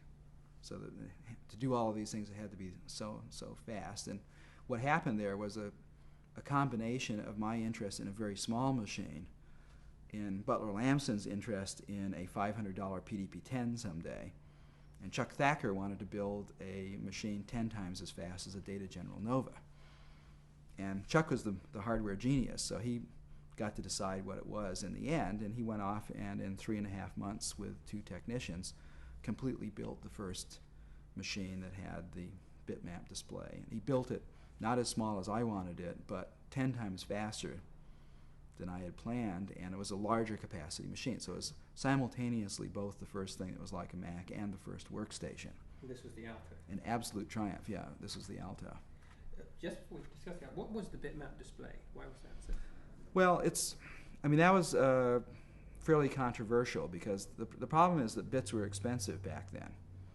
And before about 1971, bits were intolerably expensive because they're in memory, they're in forms of these little magnetic cores, and just even a modest memory was many cubic feet, required expensive read-sense amplifiers, and power supply. It was a mess. And in the early 70s, Intel came out with a chip called the 1103 that had 1,000 bits on it. Right? The chips you buy today have like 4 million bits. And the Japanese are making ones with 16 million and 64 million bits. So this is 1,000 bits on a chip. This is the best thing that ever happened, because all of a sudden, everything changed. This is one of these predictions of Bob Noyce and Gordon Moore that completely changed the relationship of us to computing hardware. And the people who wanted to build a big time-sharing machine at PARC, including Chuck Thacker and Butler Lamson, immediately started building one out of this memory. And it was also the right kind of thing to build the Alto out of. But we still couldn't have a lot of it. This is 1972 that we're talking about. And so this notion that the bitmap display is something that we didn't invent. People had talked about it. There even were small versions of it. Television. Well, each part of the screen, yeah. Television is something that is discrete in one dimension and analog in another dimension, but you can think of it as being 300,000 separate pixels on a screen, and it's something everybody would like because it's perfectly general. The nicest thing about television is you don't have to determine beforehand what kind of picture you're going to show on it. You can show anything. You don't have to worry. Whereas every other kind of display, you had to have some notion about what you were going to display in order to know how much power you should build in a display. So we spent a year and a half or so trying different kinds of displays and making calculations and stuff. And at some point we realized, oh, heck with it. We just have to go for a bitmap display. And of course we didn't know that people would settle for tiny little displays like this. So the first display in the Alto actually was about 2.5 times the size of the first Mac. It was about 500,000 pixels, and it was an 8.5 by 11 page display, the exact size that the Dynabook was supposed to be. And is it true you programmed the Cookie Monster? Is that true? The Cookie Monster, the first, I invented the first painting program in the summer of 1972, and it was programmed up by Steve Purcell, who was one of our students. And again, the idea was to get away from having just crisp computer graphics as they had been in the past, because the idea is that people don't design on computers, and one of the reasons they don't design on computers is they can't make things messy enough. And my friend Nicholas Negroponte at MIT was also thinking similar thoughts. He wanted people to be able to sketch as well as to render. And so I invented the painting program. The painting program was a direct result of thinking seriously about bitmap displays. It's maybe the first thing you think of, because you are always painting on it. When you're putting up characters, you're painting characters. And it was very much like Mac Paint turned out to be many years later. I have a nice video showing it being used. And the second thing I thought up was that having a bitmap display would, combined with multiple windows like the Flex machine had, would automatically allow us to do this overlapping idea, which we all thought was terribly important, because we thought that this 8.5 by 11 display was impossibly small for all the stuff you'd want to put on, and the overlapping windows will give you a way of having much more effective screen space as you move things around. Now this machine, the Alto, the prototype's produced in 1973. How does it compare in terms of what it's got compared with the Macintoshes and the machines we have now? Well, I think the first thing is the Macintosh represents an amount of work, even to get the first Mac out, an amount of work equivalent to what we did at Xerox added on to it. So the screen design in the Macintosh is unique to the Macintosh and much nicer than we used. And I mean, there are all of these extra things on it. And of course, the number of tools you can buy, there's something like 9,000 pieces of software rendered in the Macintosh user interface that you can buy for it. So the scope is enormous. But in terms of the categories, it's about the same. We had both painting with bitmaps. We had crisp computer graphics. We did the first desktop publishing, the first WYSIWYG editors, and most of the paraphernalia that people work, with one exception, were part of the original concept of the software that went on the Alto, and that exception was spreadsheets. Yeah. So one of the things that's quite interesting for an outsider, they see this mid-70s, most of the key ideas that we now regard as sort of intimate computing are there. Yet Xerox is not a computer company. What did you have hopes? What was your hopes when the Alto was built? Did you hope that that the world would see this product?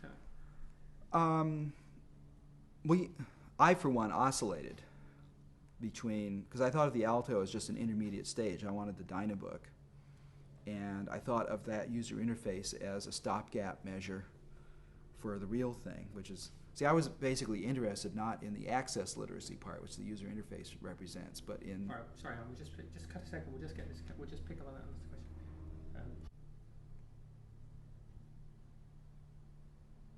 Okay. You hope the world would. Okay. Yeah.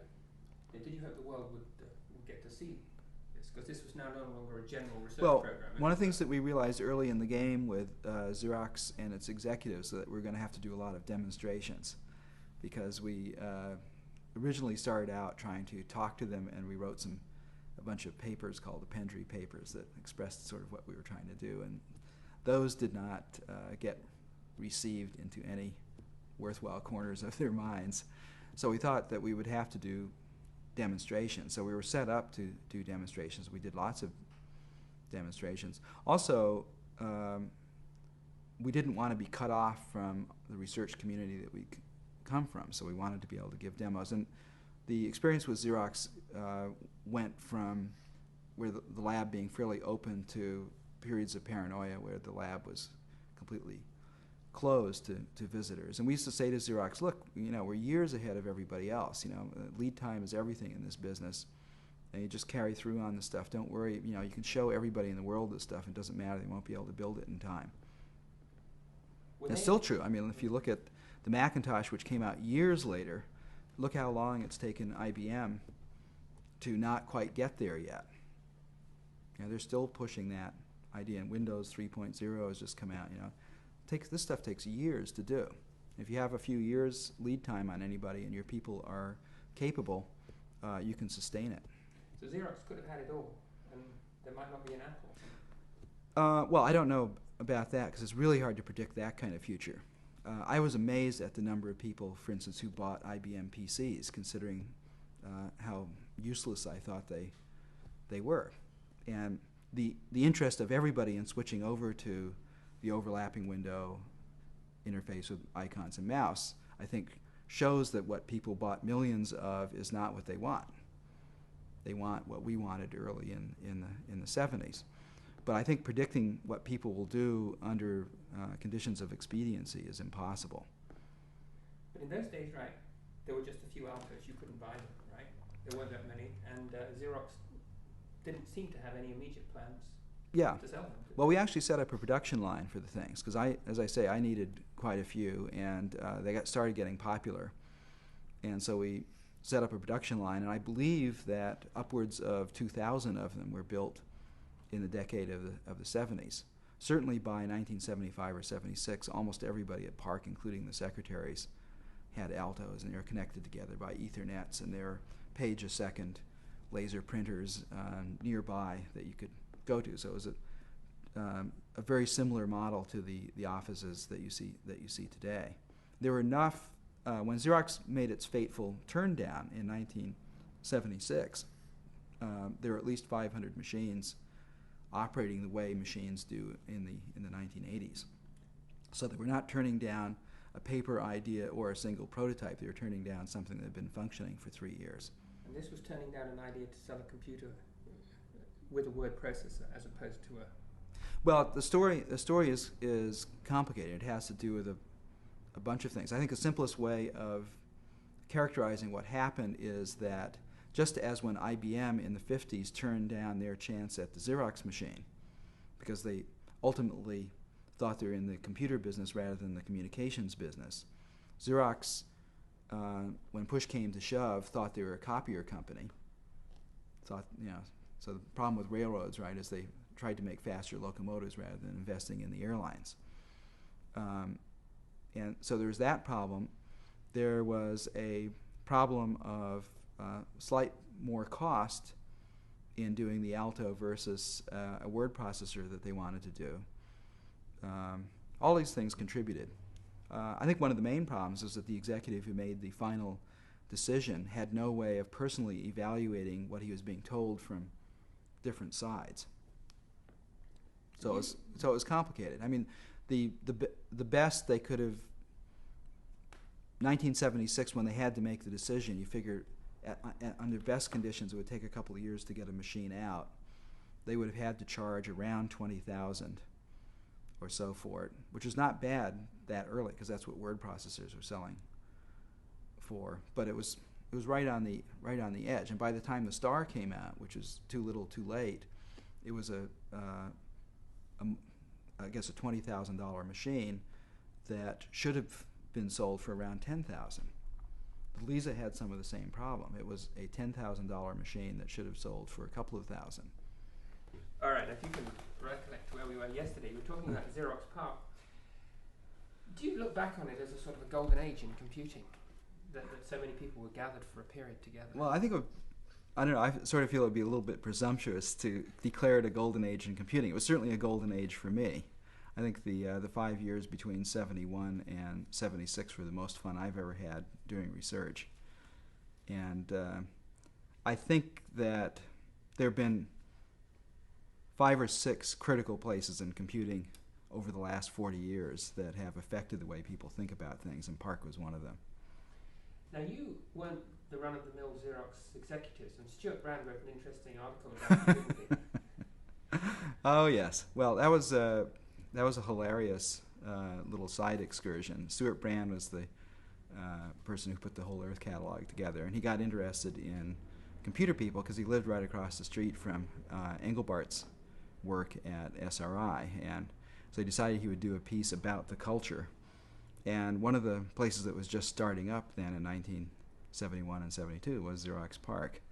And so we all knew him, and he was a friend. We invited him in. He wrote this great article, which was published in the Rolling Stones, which was really considered to be a rag back then, especially by the East Coast establishment. And this described you people sitting on beanbags and... Yeah, so the whole culture, and the photographs were all taken by Annie Leibovitz, and it was a very Hollywood California type scene, and the Xerox people did not like it at all, and they had an enormous reaction, so large a reaction to it that when Stuart republished the article in his book, they forced him to not use the name Xerox, and so he referred constantly in this article to Shy Corporation, which is what he called it. Now you were talking yesterday about having done all this work on the Alto, the questions of whether you really wanted to get it out there and so forth, and you made lots of demos, you said. Now one in particular, big effort, was made at a sales meeting in Boca Raton, wasn't it? Yes, when you went to that was rather late in the game, though. That was quite a few years after the Alto had been around, but there are constant recirclings of trying, and this wasn't so much trying to get the Alto out as a product, although there were people who were very interested in it. A lot of these meetings, particularly the Boca Raton one, had to do with just getting Xerox at the top and its major executives to have some sense of how the world was changing and what their future was likely to be. Did you feel disappointed, not so much, as you say, that they might have had commercial reasons for not backing it, but did you feel that they really understood what you'd done, that they got it? No, I don't think they got it, but I think the important thing about the Xerox deal is what they did promise to do was to give us relatively unsupervised support for a period of 10 years, and that is what they did. We had our skirmishes with them, and there were some people who had to sacrifice their body and soul to keep the umbrella over the group, but in fact Xerox turned out to be a very good funder, and there was no promise or even any intent that I ever heard in the beginning that Xerox was going to turn these into products. Most large corporations use their long-range research more as a hedge against future disaster than as pure product development. So in a sense, you weren't particularly surprised then that they... Yeah, I was surprised. Sure, it's one thing for them not to make any representations about doing it as a product, but the whole setup was so obviously the way it was going to be that I was surprised, sure.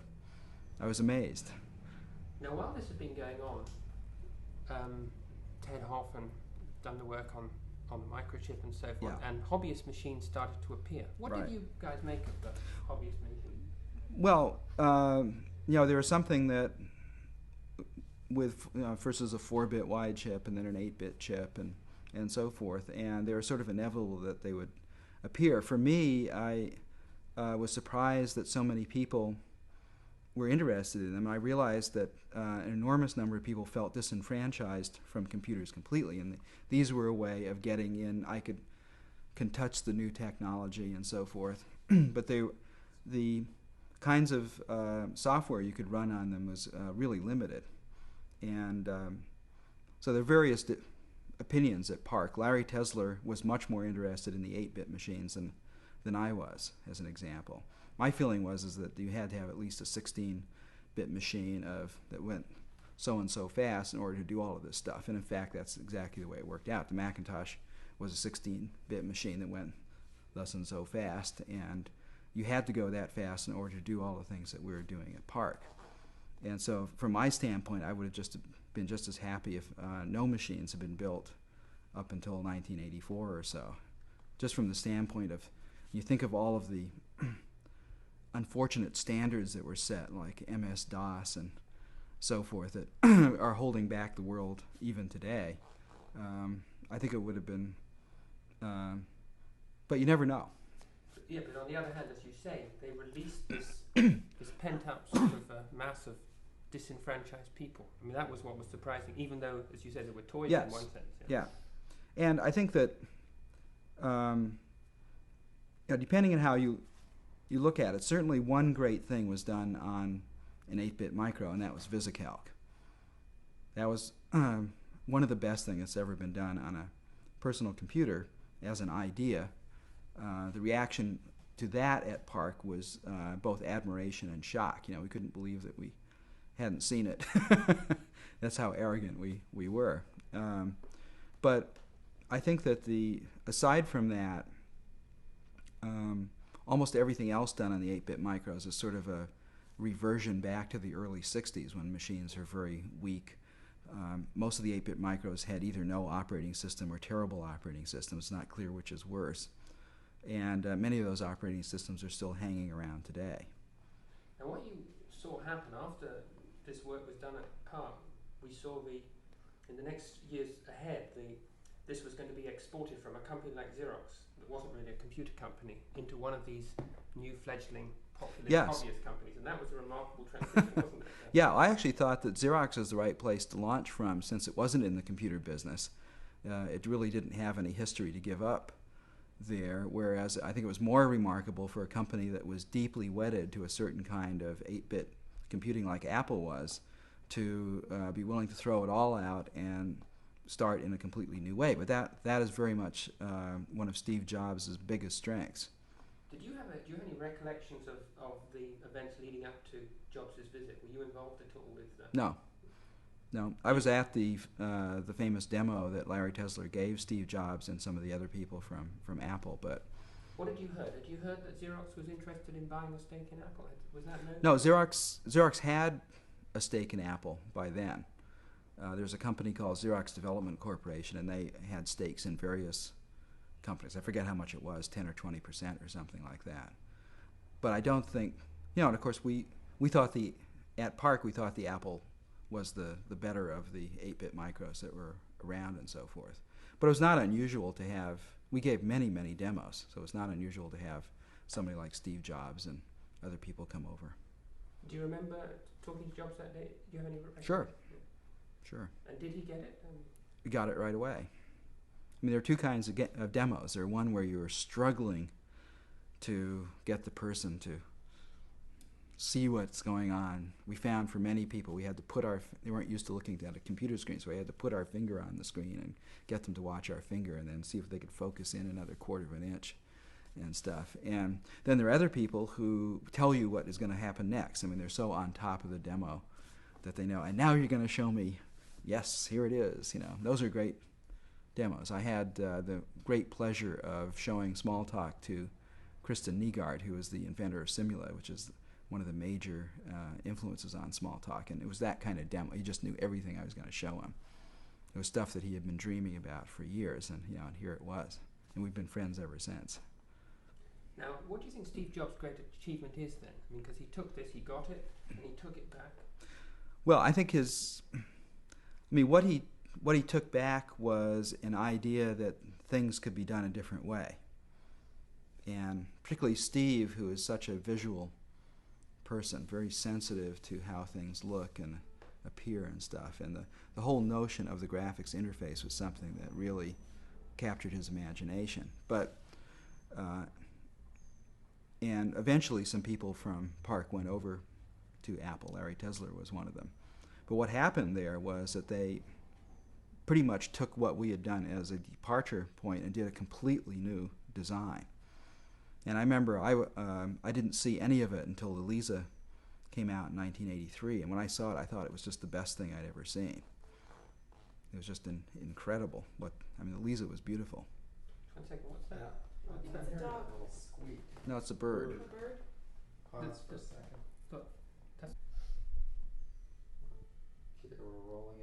speed. Great. Okay. But the Lisa was still too expensive, and so really the Macintosh was the threshold machine, which really changed. Yeah, and the Macintosh in many ways is not as good a design as the Lisa, but it was a severe compromise. And the thing that was great about it is that it used the weak power of the then 16-bit 68,000 to great advantage, where the Lisa couldn't quite make it with all the things it was trying to do. And so in many ways, you can think of the Macintosh 2 as the Apple's return to the Lisa. Now, when the Macintosh came out, and certainly the history of the computer since then has been very much a sort of a vindication of everything you did at PARC, isn't it? In a sense, hadn't the main victory been won by that point? You know, people had realised computers at least could be different from they were. I don't think any of us at PARC were fighting a war, so it wasn't clear who we were victorious against. But if it meant getting lots of people convinced, I don't think that it was one, because the majority of people who compute today still don't interact with a computer in that way. We're still, there's this big urgency for. Hang on one second, I can hear my Macintosh dinging it. Yeah, it needs paper. Yeah. Hang on. So we'll start time. Okay. Okay. Speed. Turn over. Okay. Start time.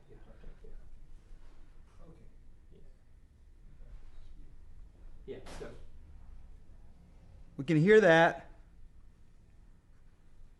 Should put the cat in the garage. So you were saying that while it introduced a lot of people to this technique, it hadn't. Yeah, I think the important thing is that what we did at PARC was not an ultimate answer to the problem of interacting with computers. So I think that a lot of people are going to be interested in it more than the millions that are now, and what will inevitably happen is that people will continue to be interested in long after it is worthwhile interacting with computers that way. So you have this thing where people have this tendency to, once they like something, they get religious about it, and then it hangs on and hangs on long beyond its actual use. Now, at the time the Macintosh came out, Apple essentially was betting the company on it, right? And there was this very popular standard MS-DOS in existence on millions of computers. Right. Talking a bit about why do you think, what are the reasons why most people find one more intuitive and easier than the other? And I want you to talk about some of the things you talked about yesterday. Yeah. Well, I don't think we ultimately know, but Let's start again. Right. I don't think we ultimately know what the reasons are, but we certainly were guided by some theories that we have different ways of knowing about the world, and only one of them is through language. We have a kinesthetic way of knowing about the world through touch. We have a visual way of knowing about the world, and the kinesthetic and visual ways seem to be more intuitive for people. They're less crisp. They deal more with analogy, and the touch thing makes you feel at home. You're not isolated from things when you're in contact with them. You're grounded. And so I think that for me the major reason the Macintosh works is because the mouse gives you just the tiniest way of putting your hand in through the screen to touch the objects that you're working on. The screen gives you a theatrical representation of something much more complex, something that computer designers don't even want to think about as a computer executing 2 million instructions per second with thousands and thousands of instructions in there. And then finally, the least successful thing that we did that we're still working on is a symbolic underpinning for all of this that allows you to express back into this little pocket universe. Right. But certainly the image, I mean, you have a film where you show a 2-year-old child. The image of the Yes. computer underwent quite a transformation. Yeah, so I think so. That film of the little girl, 22 months old, using a Mac very confidently, she'd already been using it for about 6 months or so, strikes a lot of people in a way that words don't, because they see here's this little child about 70% literate in the access part of the Macintosh user interface. So you can start up applications and do things in them, save them away, and all of those things. And that's what we were trying to do, is to extend this thing from being something like a specialized tool or a car to something that's more like media that extends down into childhood and up through the elderly. I want to turn a bit now to the practice of writing those interfaces and application software itself, and some of these problems are differences between software and hardware for people. Basically, how would you characterize the difference between software and hardware? Because the word software, as far as I can see, only grew up about 1960. I mean, it was something new in a way. That's true, although the notion of the stored program goes back a long way. But I think for me, there isn't any real difference, that hardware is just software that's crystallized early. Because basically what you always have is something that you can remember in terms of some medium that can take on markings. And there are different kinds of markings, and then you have to have something that allows you to change those markings and read them and change them. And the simplest kind of computer you can build is one that only has a couple of states in it, and it's all memory. It's practically a clock, and everything is out on the memory, so there's almost no hardware there at all. And the main reason that there's a fair amount of bits in the hardware of today's computers is there are a lot of functions you'd like to compute rapidly, and so there are special purpose little pieces of logic in there for doing fast arithmetic and so forth. And that sort of grew out of this historical accident that the first functions people wanted to compute were computational, so it made sense to put in a special circuit to do arithmetic and stuff. Yeah, I think it definitely is true, and there have been computer designs and computers built that look at their memory in a completely different way, of doing content addressed storage and having many thousands of processors looking at storage at the same time, where hardly anything resembling arithmetic is done most of the time. But in fact, it doesn't matter, because arithmetic itself is just a manifestation of a particular way of putting the logic elements together. So at its very basic level, in a way like Turing might have thought about, this is the general purpose manipulator of symbols. What do you mean? It takes some markings, transforms them, and puts out other markings. Right, and there's a trade-off between the number of different kinds of markings that you want to have the memory store and the amount of logic that you need to be able to carry out computing functions. If we take a sort of average sort of computer, its hardware can carry out just about 100 basic functions. Sometimes, yeah. These days, they're usually up in the range of 300 or so. I think for most people trying to understand how a computer works down inside, it's actually mostly memory. There's a vast amount of very undifferentiated stuff that is just for holding the markings. Then there's a very small amount of logic that carries out a few basic instructions.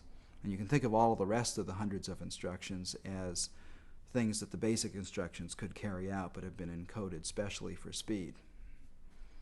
And then what the program has to do is, using these available facilities, has to instruct it to do. Yeah, well, most good programmers are relatively lazy, and so the last thing they want to do is spend a lot of time grubbing around down in the machine code of the computer. So usually what they do is they write a couple of pieces of software. One is called an operating system. Another one is called a programming language, and often they are both the same, as Smalltalk was. And what that piece of software does is to create a virtual machine which is much more hospitable. And so it's the machine simulating a much nicer machine, and all of a sudden life is much more fun. And often you'll use that machine to simulate an even nicer machine. Eventually things slow down so that the most wonderful machine you could have might run too slowly to be interesting, but some people still like to program in terms of these highly idealized machines because maybe they'll be built one of these days. So in a sense, are you telling us that what we see on our Macintoshes is a much pleasanter machine? Yes. And in fact, the user interface you can think of as the last layer that is designed to further sweeten the realities of all these different layerings that are going on. Most important thing is it's when you're doing when you're cooking a cake, baking a cake in the kitchen, you don't have to worry about the details of organic chemistry because they're already subsumed by the ingredients that you have, and the recipes are there to make sure that what you'll have converges on a cake rather than a mess. And for exactly the same reason, people like to confine where they're working into an area where they know what roughly is going to happen, and if that area doesn't work out well, then they'll go to a deeper level and make a few changes. Now, all of this, of course, depends on the computer being able to carry out instructions fast. I mean, Right. Otherwise, we probably wouldn't be having this. Simulation would not be that much fun if it were really slow. Right, as it was when they had to just calculate simple trajectories of shells in World War II, they'd have 300 or 400 people on desk calculators just calculating a simple ballistic trajectory. That was a simulation, and in wartime it was deemed important enough to put these 400 people to work for days doing these things. Now, before the computer was built, Alan Turing, approaching the subject from a different point of view, spoke of a very simple machine which could Right. imitate all other machines. The digital computer is an example of one such sort of machine, Right. isn't it? And what does it mean then, in that sense, to call it a universal machine? Well, I think it's one of the niftiest things to wrap your head around, and that is that regardless of what kind of thing you have, if it has a few basic properties like a memory and the ability to put symbols into memory and take them out and make changes and make a few tests on them, that is enough machinery to enable you to simulate any computer that has ever existed or any computer that will ever exist. How interesting the result will be depends on how fast the simulation runs.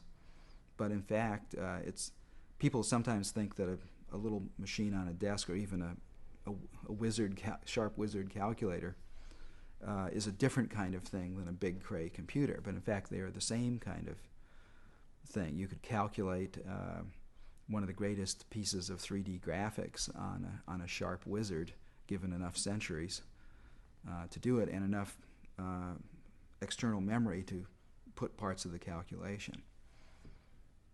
So this machine, even though it was built for mainly to do scientific calculations, some people realized right from the beginning it had just enormous potential. Yes. In fact, the first person who seemed to realize it was Ada Augusta, who was the sidekick of Babbage and maybe history's first programmer.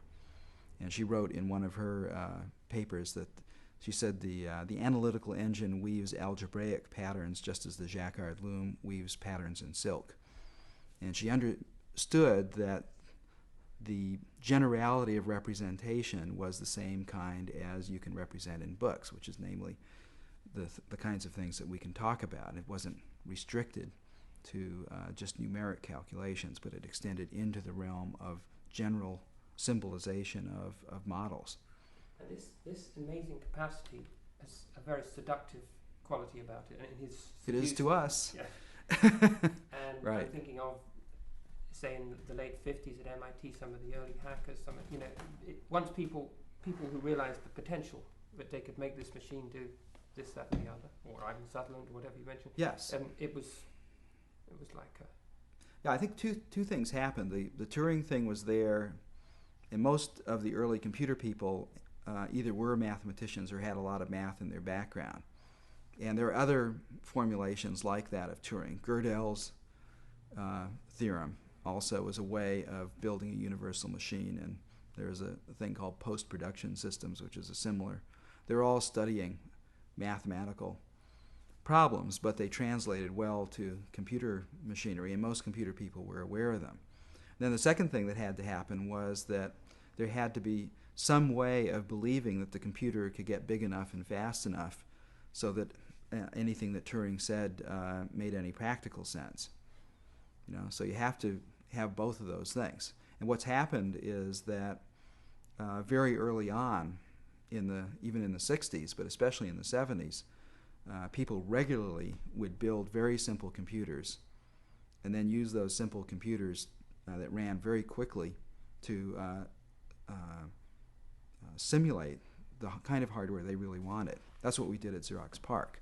Chuck Thacker, who did the Alto, built a machine with almost no logic for that period of time. I mean, in 1972, it had about 160 chips, 2 boards worth of chips. So it was very, very few gates, but it ran extremely fast. And it ran about 5 times faster than its main memory. And because of that, the Alto could be many different machines. It was a Smalltalk machine when we ran Smalltalk on it. It was a Mesa machine when they ran Mesa on it. And it could take on different personalities. And I've always thought that that was a really good way to go until you actually know what the biblical truth is on what your computer architecture should be. Why not have a computer that you can mold into the kind of virtual machine that you want right at the lowest level? And this tractability, this moldability, gives the computer a romanticism that other machines lack, doesn't it? Yeah. Well, I agree on the romantic part, but of course I'm fairly romantic about musical instruments, so that most musicians are. Most musicians adore their instruments, and so I think that from my standpoint, my romance is very much connected to the same way I think about other marvelous contraptions that we've made, including musical instruments, but sailplanes, the kind of marvelous inventions that Paul McCready makes, and so forth. But they don't have this capacity of building a private universe, do they? No. It's special. No, with a musical instrument, you can build a private universe for somebody else. That is, you can make one, but it doesn't have the tangibility that the computer has. On the other hand, it's worthwhile remembering, though, that no matter what we build on the computer, no matter what appears on the screen, it doesn't have any particular sense to it unless some human is there comprehending it. So it does have something in common with building a beautiful piece of music.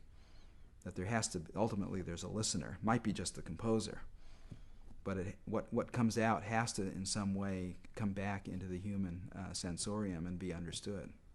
Now you use a metaphor which is quite helpful in understanding programming of a puppet theatre. I wonder if you could give us that. Yeah, I think I got talked into that by some magazine.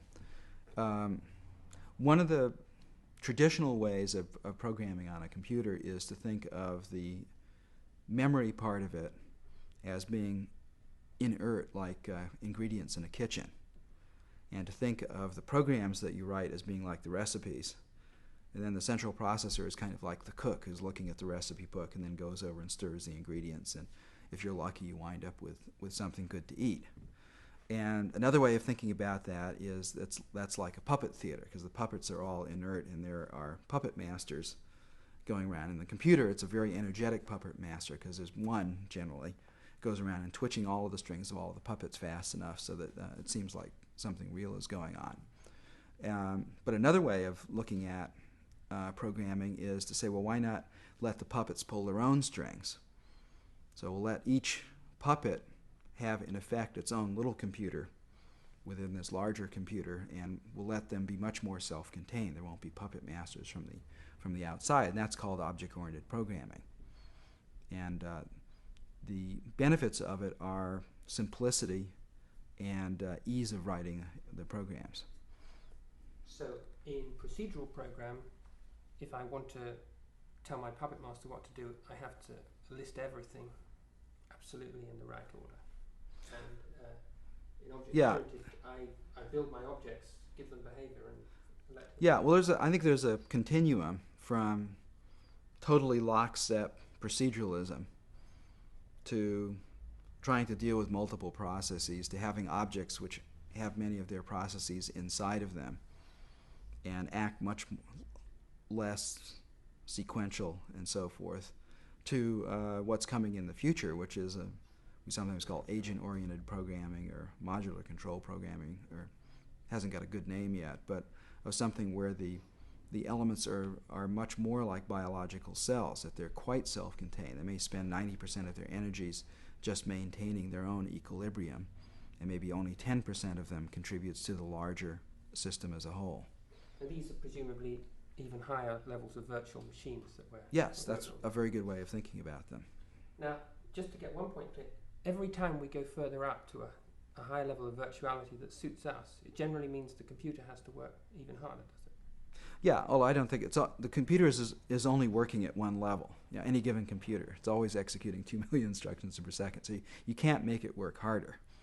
But it's like if you have a 5 horsepower go-kart and you put it up various grades of hills, there'll be a hill eventually that it won't be able to climb. It's always putting out 5 horsepower, and it needs 10 to get up that particular hill. And that's what happens. Things start slowing down as you put more and more burden on an old-style processor. Give me an idea of what's going on if I'm looking at a screen and I want to do something like open a file on the Mac desktop. I mean, some notion of how many operations might be involved. Well, you can figure it out because the typical Mac these days executes about 2 million instructions per second, and if it takes, well, say opening a file, it has to go out to the disk, so it's complicated because now it depends on the speed of the disk moving stuff back and forth. But suppose you're just in the multi-finder and you're in this window doing something, and you put the mouse in another window, and the window comes up to the top of the screen. And you can easily just get out a stopwatch. If it's a big lumbering thing and it takes about a second to rebuild the screen, then 2 million instructions have been executed. If it takes 2 seconds, then 4 million instructions have been executed. And it's always executing that many instructions per second, even when it's just idling. So there's a monumental complexity going on underneath these simple things. Yeah, and often the complexity is something that is a byproduct of the way the system was programmed rather than being intrinsic. I want to move on now. I'm going to move on to your current work at the school, but I want first you to talk a little bit about the idea of tools and agents historically and so forth. Okay.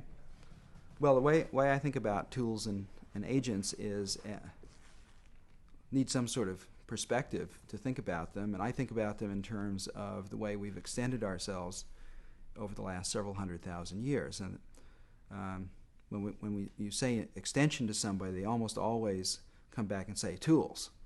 And indeed, there have been levers and wheels and physical tools, but there have also been mental tools like language and mathematics. And I think of tools as being extensions of the gesture, as a way of manipulating things. So you're manipulating symbols when you're dealing with language. You're bringing things that are hard to deal with into your power via your hand or something like your hand. So the M word to me for tools is manipulation. And tools are things that you watch while you manipulate them. And then the other main way people have extended themselves is by getting other people to take on their goals. Mumford called this making mega machines. He said that for most of human history, most machinery made by humans has had other humans as its moving parts. So we make cities and cultures, and there are groups trying to do this and groups trying to do that. And there are fewer goals in those kinds of groups than there are people. They've taken on each other's goals, traded off one way or another, and they are communicating. And the kind of entity that can take on your goals and act on your behalf we call an agent. So an agent is something that watches you and you manage it. So the M word is management for agent and manipulation for tools. And in the... You're saying that agents have generally been people up to now, whereas tools have been... Yeah, you could say that a shepherd dog or maybe a horse, maybe a thermostat is something you have to work fairly hard with to build a thermostat to get it to take on the goal of what temperature that you want. But by and large, they've been people up to now. And the interesting thing about computers, when you're building agents on them, is the agents don't have to be as smart as people, just like a thermostat does not have to be as smart as a person to be useful. The main thing you want it to do is to be able to take on some collection of goals and be able to deal with those goals while you're not around. So an agent has to have some artificial intelligence in it. Yeah, if you like to use that term. You could call it flexible competence and make it sound a little less loaded.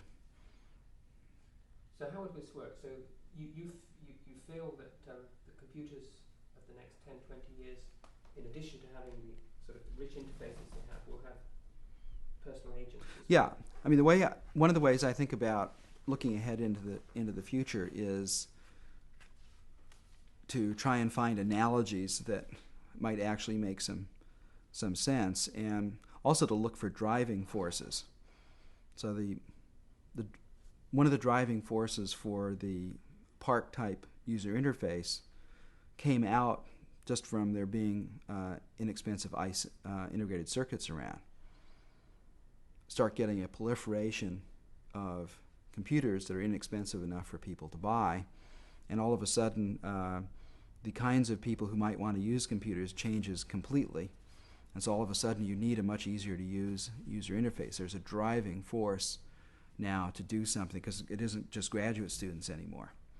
To me, the driving force for agents is pervasive networking, because the techniques used on the Macintosh don't work well when you're connected up to 1 trillion objects scattered all over the world. You need something looking for potential objects that will further your own goals, and you need that something to be looking 24 hours a day. So we think that what we'll have is 10, 15, 20 or more little agents, many of them not particularly intelligent, but able to flexibly take on a goal that we have. Like an example of one is an agent that goes out and finds you the newspaper you'd most like to read at breakfast every morning. So all night long it works.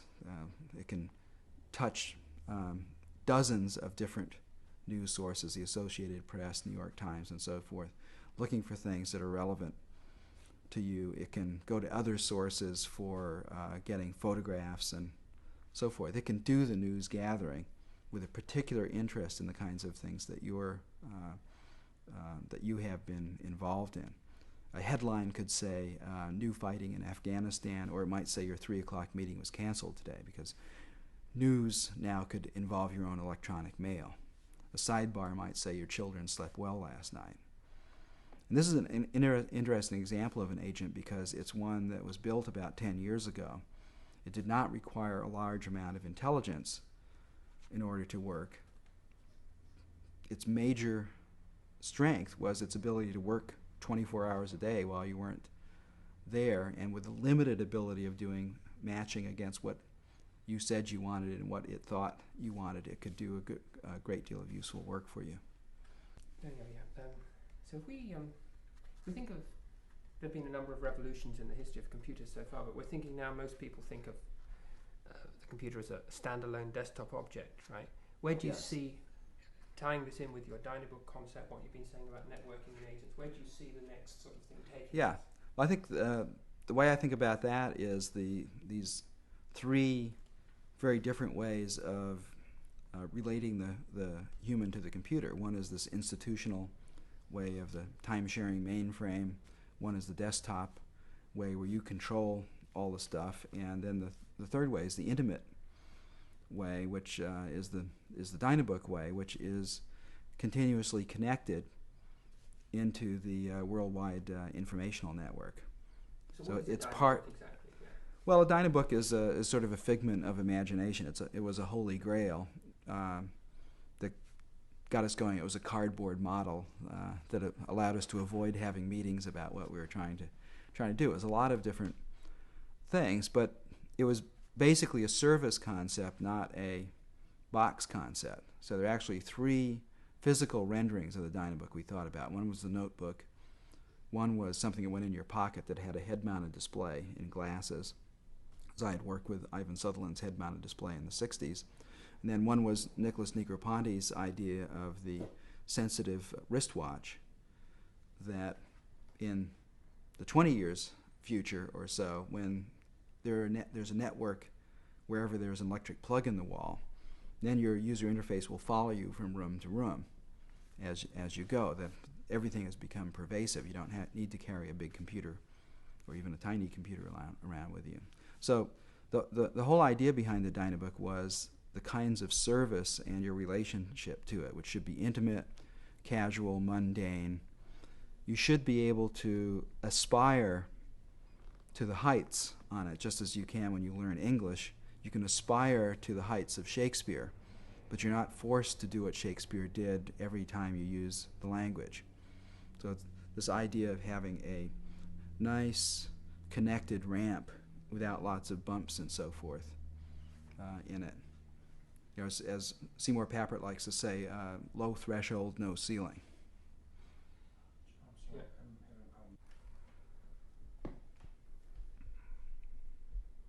Okay, speed. Okay.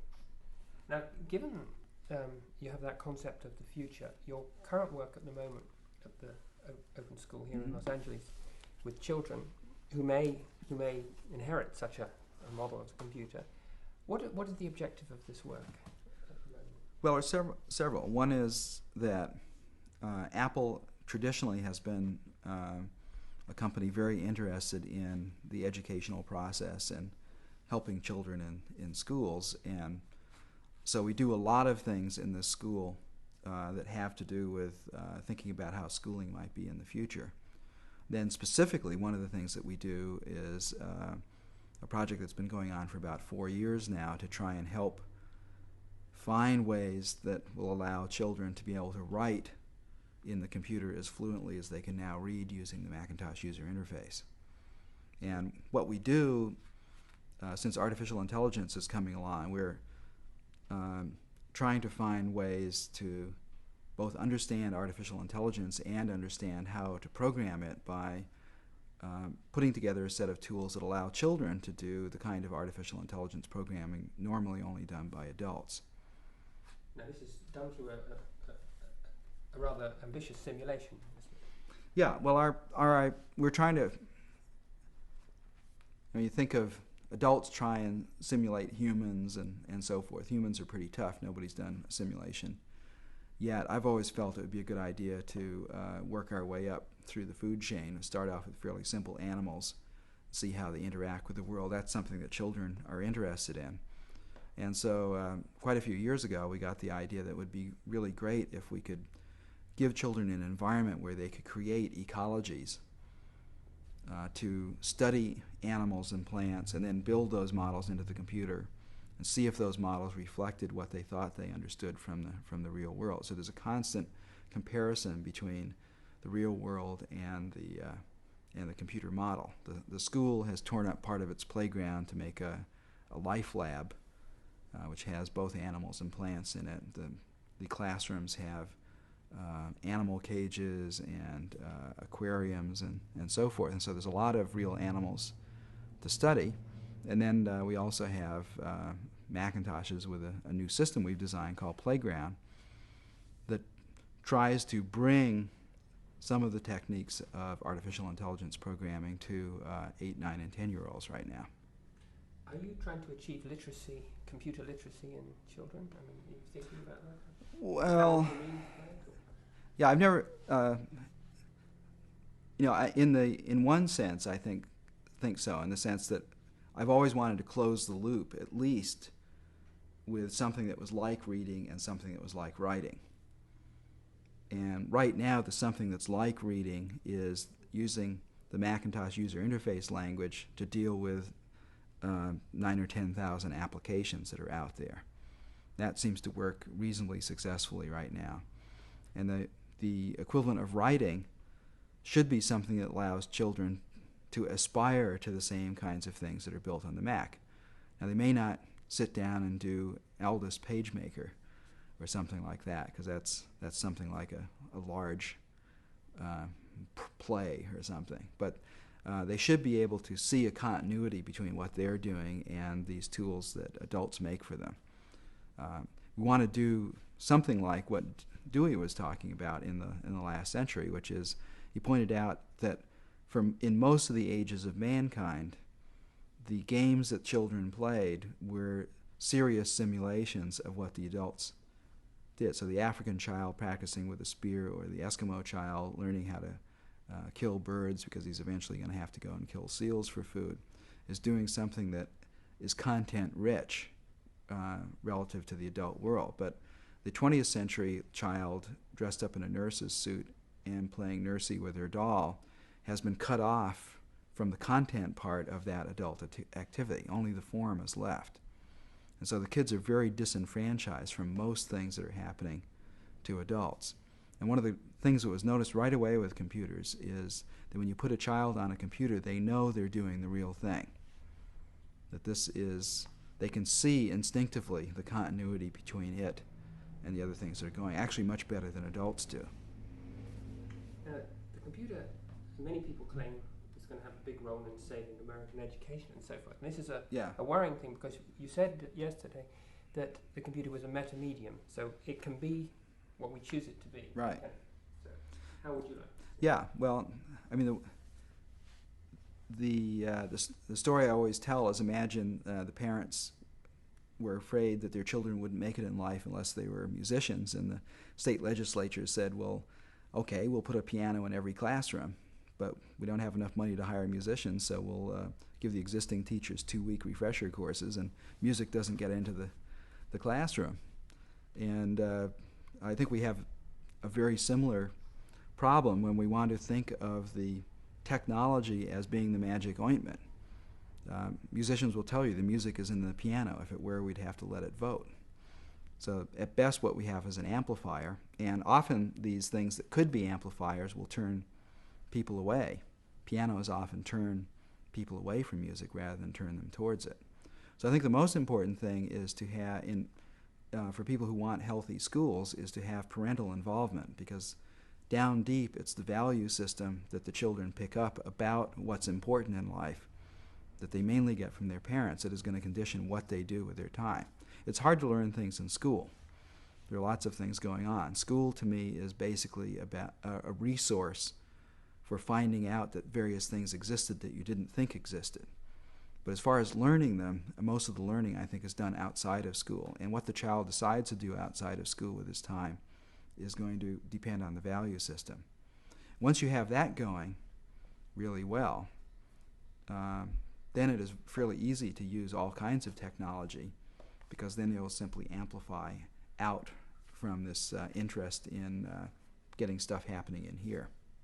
It's interesting that this medium should come along at a time when a previous important medium like writing, everyone is so concerned about literacy in the schools. Yeah. Do you see it as a solution or possibly a worse problem? Well, I think that was one of McLuhan's tongue-in-cheek jokes, is that we've had all these great inventions like the book, and they've hardly affected education at all, because if you go into most schools in the Northern Hemisphere, you find 30 humans writing down what another human is saying, and that's what was going on in Oxford in the 12th century. So, where's the book in all of this?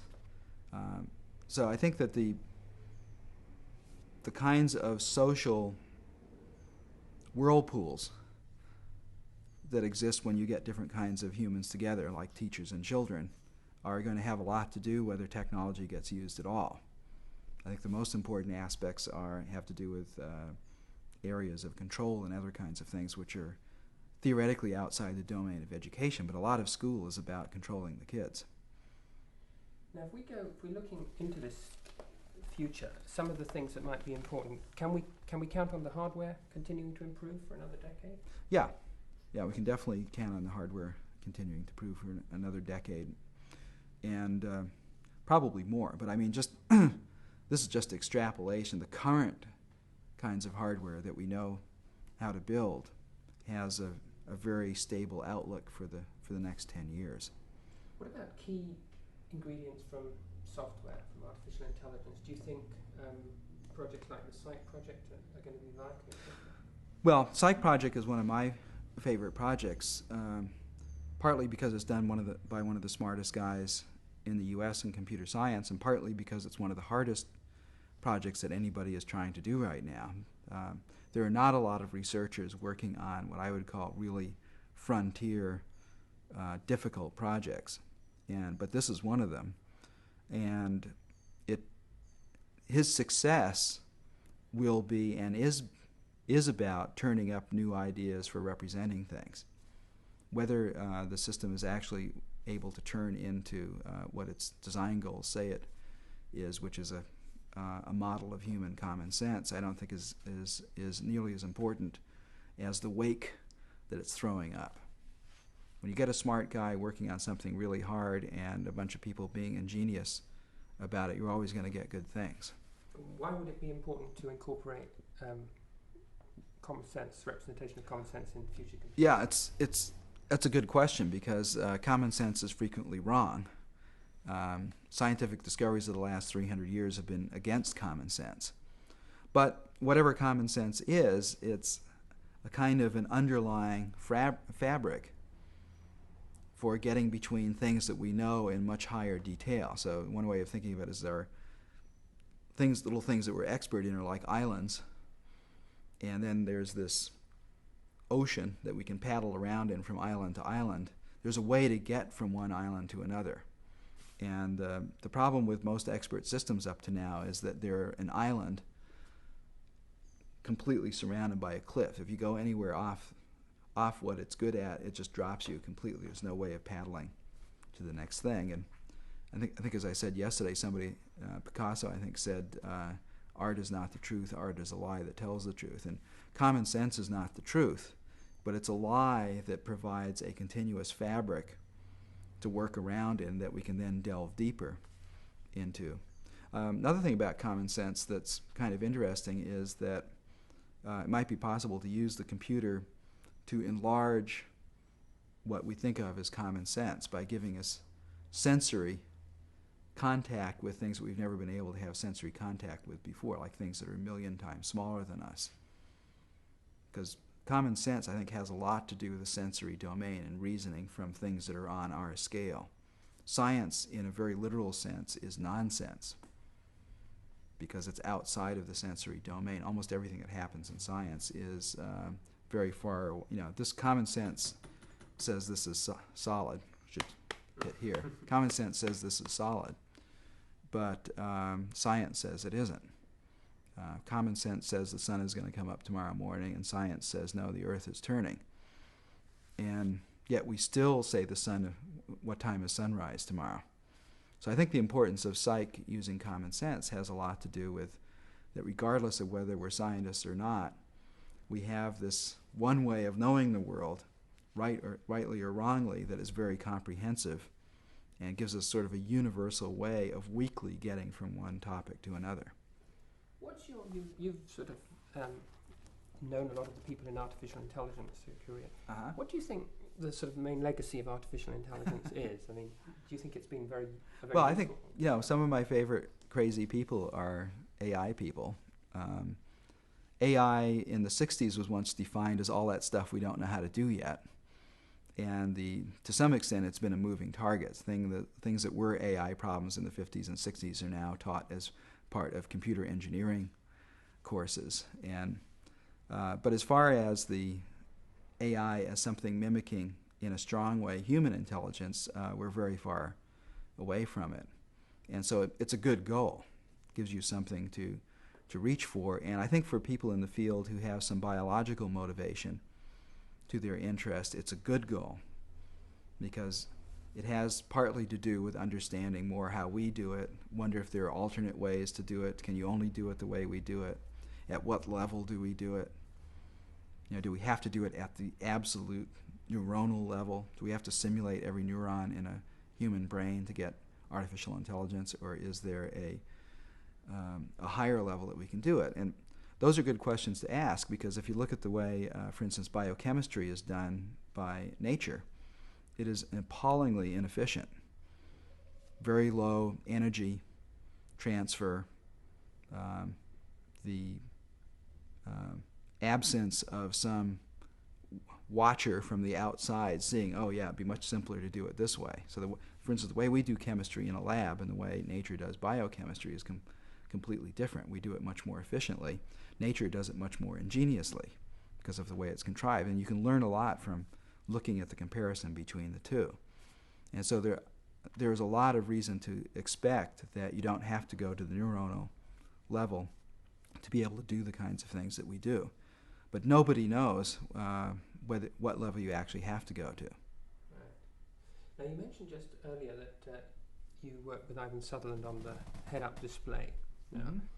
One group of people argue that the stage we've got to with the human-computer interface 2D, 2.5D is just a sort of a stepping stone. That beyond that there is this virtual reality.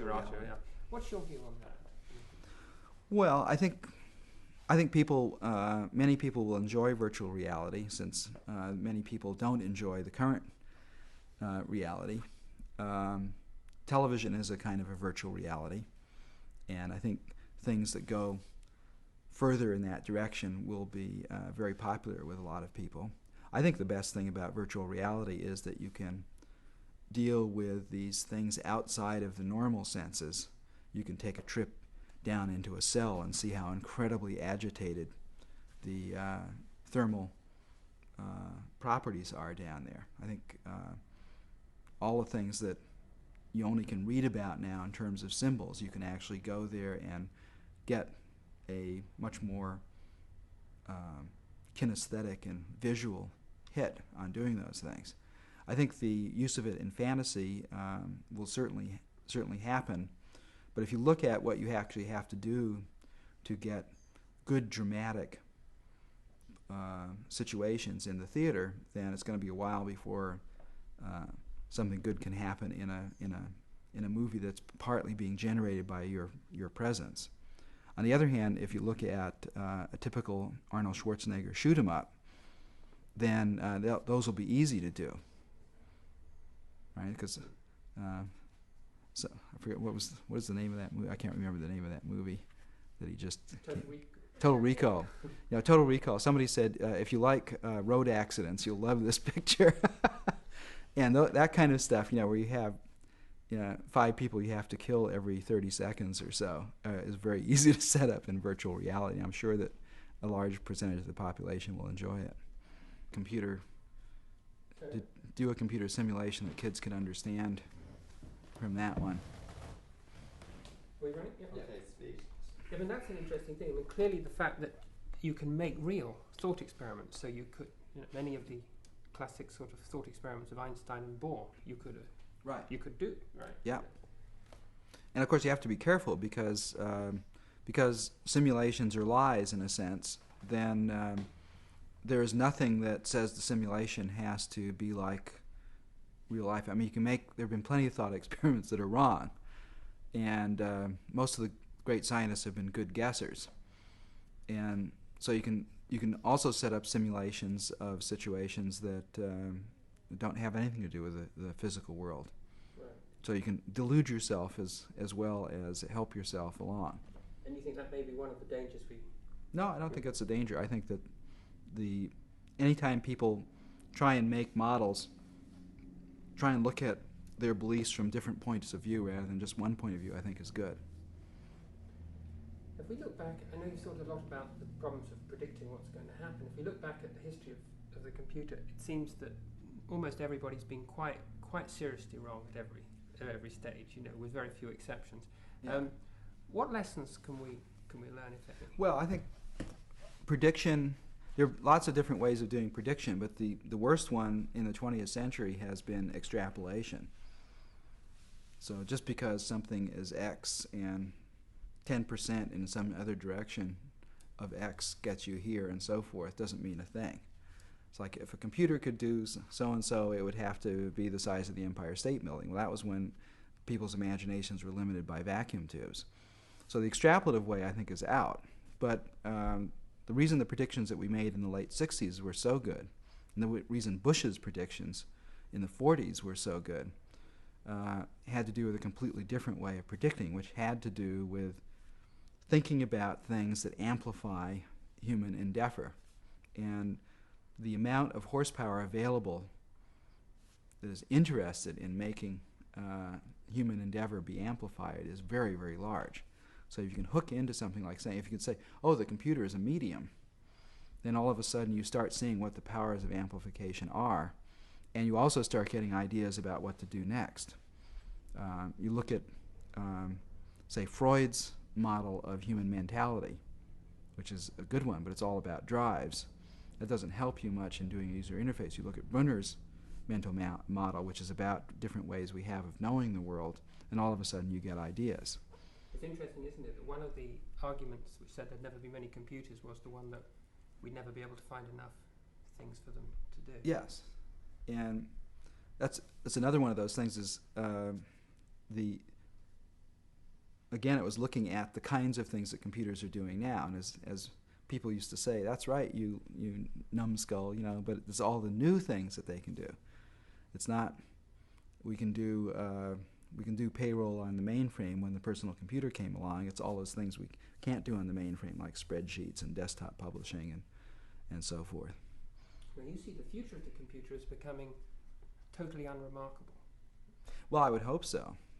Nowadays, 10 years ago, if you went into somebody's office and you didn't see a phone, that would have been remarkable. It was the absence of the thing that would have been remarkable. Nowadays, if you go into somebody's office and you don't see a phone, you assume they're wearing one. But you do not assume that there is no phone in a person's office, because it's something that's noticeable when it's absent. And the computer right now is still more noticeable by its presence than its absence. When you go somewhere and somebody doesn't have a computer on them, and that becomes a remarkable thing, then I think the computer will have made it. Its destiny is to disappear into our lives, like all of our really important technology. The things that we don't think of as technology, like wristwatches and paper and pencil and clothing and all of those things. I think the computer's destiny is to be one of those. And it will disappear into our lives, embodying all previous media, or many previous media, as it goes? I think so. I think we have to be careful because when you simulate one thing by another, you usually give up something. And anybody who's ever seen the Book of Kells for real realizes what you don't get from photographs, realizes what you don't get from printed books, and also realizes what you do get from printed books, that the compelling charisma, the transcription of the oral event that was a book like the Book of Kells is completely different from the alienating regularity of machine type. And both of those things have their place in the world. You would hate to get rid of one completely and say, well, we're replacing it with the new, because I don't think it works that way. I mean, I'm building a rather large Baroque pipe organ, even though you can, quote-unquote, simulate them on synthesizers and stuff today. And the answer is you can't simulate them. You can't get all of the stuff yet. And even if you could prove beyond a shadow of doubt that the waveforms from it, you still don't get something that looks as neat. And so I think if you include all of our senses into an experience, that when you simulate something, as you always do in science, what you're saying is, I'm going to give up this in order to get that, and that's my trade-off right now. But a person who says, I'm going to use this and I'm not going to give up any of that stuff is just fooling themselves, because there isn't a complete interconvertibility between one medium and another. That's a tricky question really at the end. I mean, how would you rate the computer? I mean, you've studied a lot of human history. I mean, is this something we've been privileged to live through? Is this really a very remarkable development? Well, I don't think it... And I think one way of rating the computer is to say it's definitely a thing like the printed book. It is definitely in an unremarkable stage, like 30 years after Gutenberg. And almost certainly, if its promise is realized and it's not just turned into television, because that's one of the things it can simulate as well. But if it can deal with all of the range of things it can deal with, and people use it to express all of those things, then it very likely will have the same kind of effect on our civilization as the printed book did. Whether it has that effect on any given person, though, is a completely different question, because as people have noted, the Renaissance has come and gone, and we have what we are pleased to call civilization now, and a large percentage of the population, not just in third world countries, but in our own country, have never touched the 20th century as far as its ideas are concerned. And in spite of all the libraries with all the books and all the things and what books have done to us, a very large percentage of people have never been carried along with them. And that is very likely to happen with the computer. So we haven't really succeeded with the last major medium. Yeah, I doubt it's probably the case that we never succeed with those things. That civilization gets transformed, and a certain critical mass of people get transformed by it, and they are the ones who transform the civilization. And then, for one reason or another, a large number of people don't get transformed by it. But another way of thinking about it is if you take a look at what the average person who has not been transformed by it but who's gone to college today thinks about the world, it is a little bit better, a little bit richer, I think, than what people thought about the world in 1000 AD. Now, there's a problem with this literacy thing you said, because I know you think of television as like a medieval stained glass window in some ways. Yeah. That actually you don't need to learn anything to do it. Is that the point? Rather like. Well, you have to learn something, because we know that when D.W. Griffith first invented close-ups and moving cameras and montages and stuff, that the audience was a little bit startled, but it didn't take long. Once one passed through it, and they got the idea of what was going on, and so the the amount of learning in the visual domain is pretty low compared to what you have to do in doing reading and writing, and that is a big barrier. The biggest problem, though, I think, is that many people believe that there is an equilibrium between the two media, that what you can say in a book you can say on television, and all of the evidence is against that. That what you can do with television are some very important things. You can get people interested, you can give them an emotional hit, you can get them to know somebody in a way they didn't think they could do it before. You can maybe get them to be interested enough to look deeper, but its very strength is its weaknesses. Strength is its involvement. Its weakness is its involvement. Because in order to think scientifically about the world, you have to be romantic. It's true, but you also have to be able to step back and say, gee, I wonder what else it is.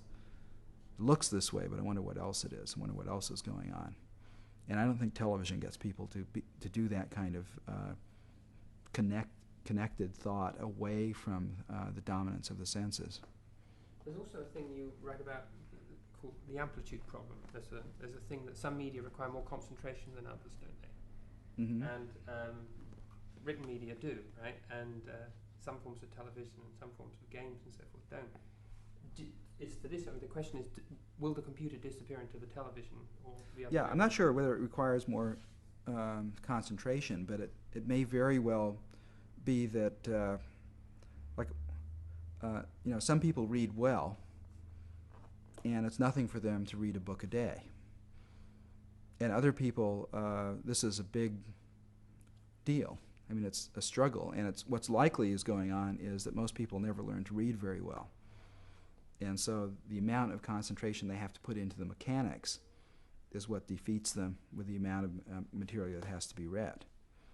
And I think it's much more like that, because it's remarkable how much concentration you have to put into something like tennis until you learn to play it, or how much concentration you have to put into music on the mechanics until you actually get fluent at playing. But then the hour, once you've gotten to that place, and the hours go by without even realizing, because you're deep into what the content of the medium is.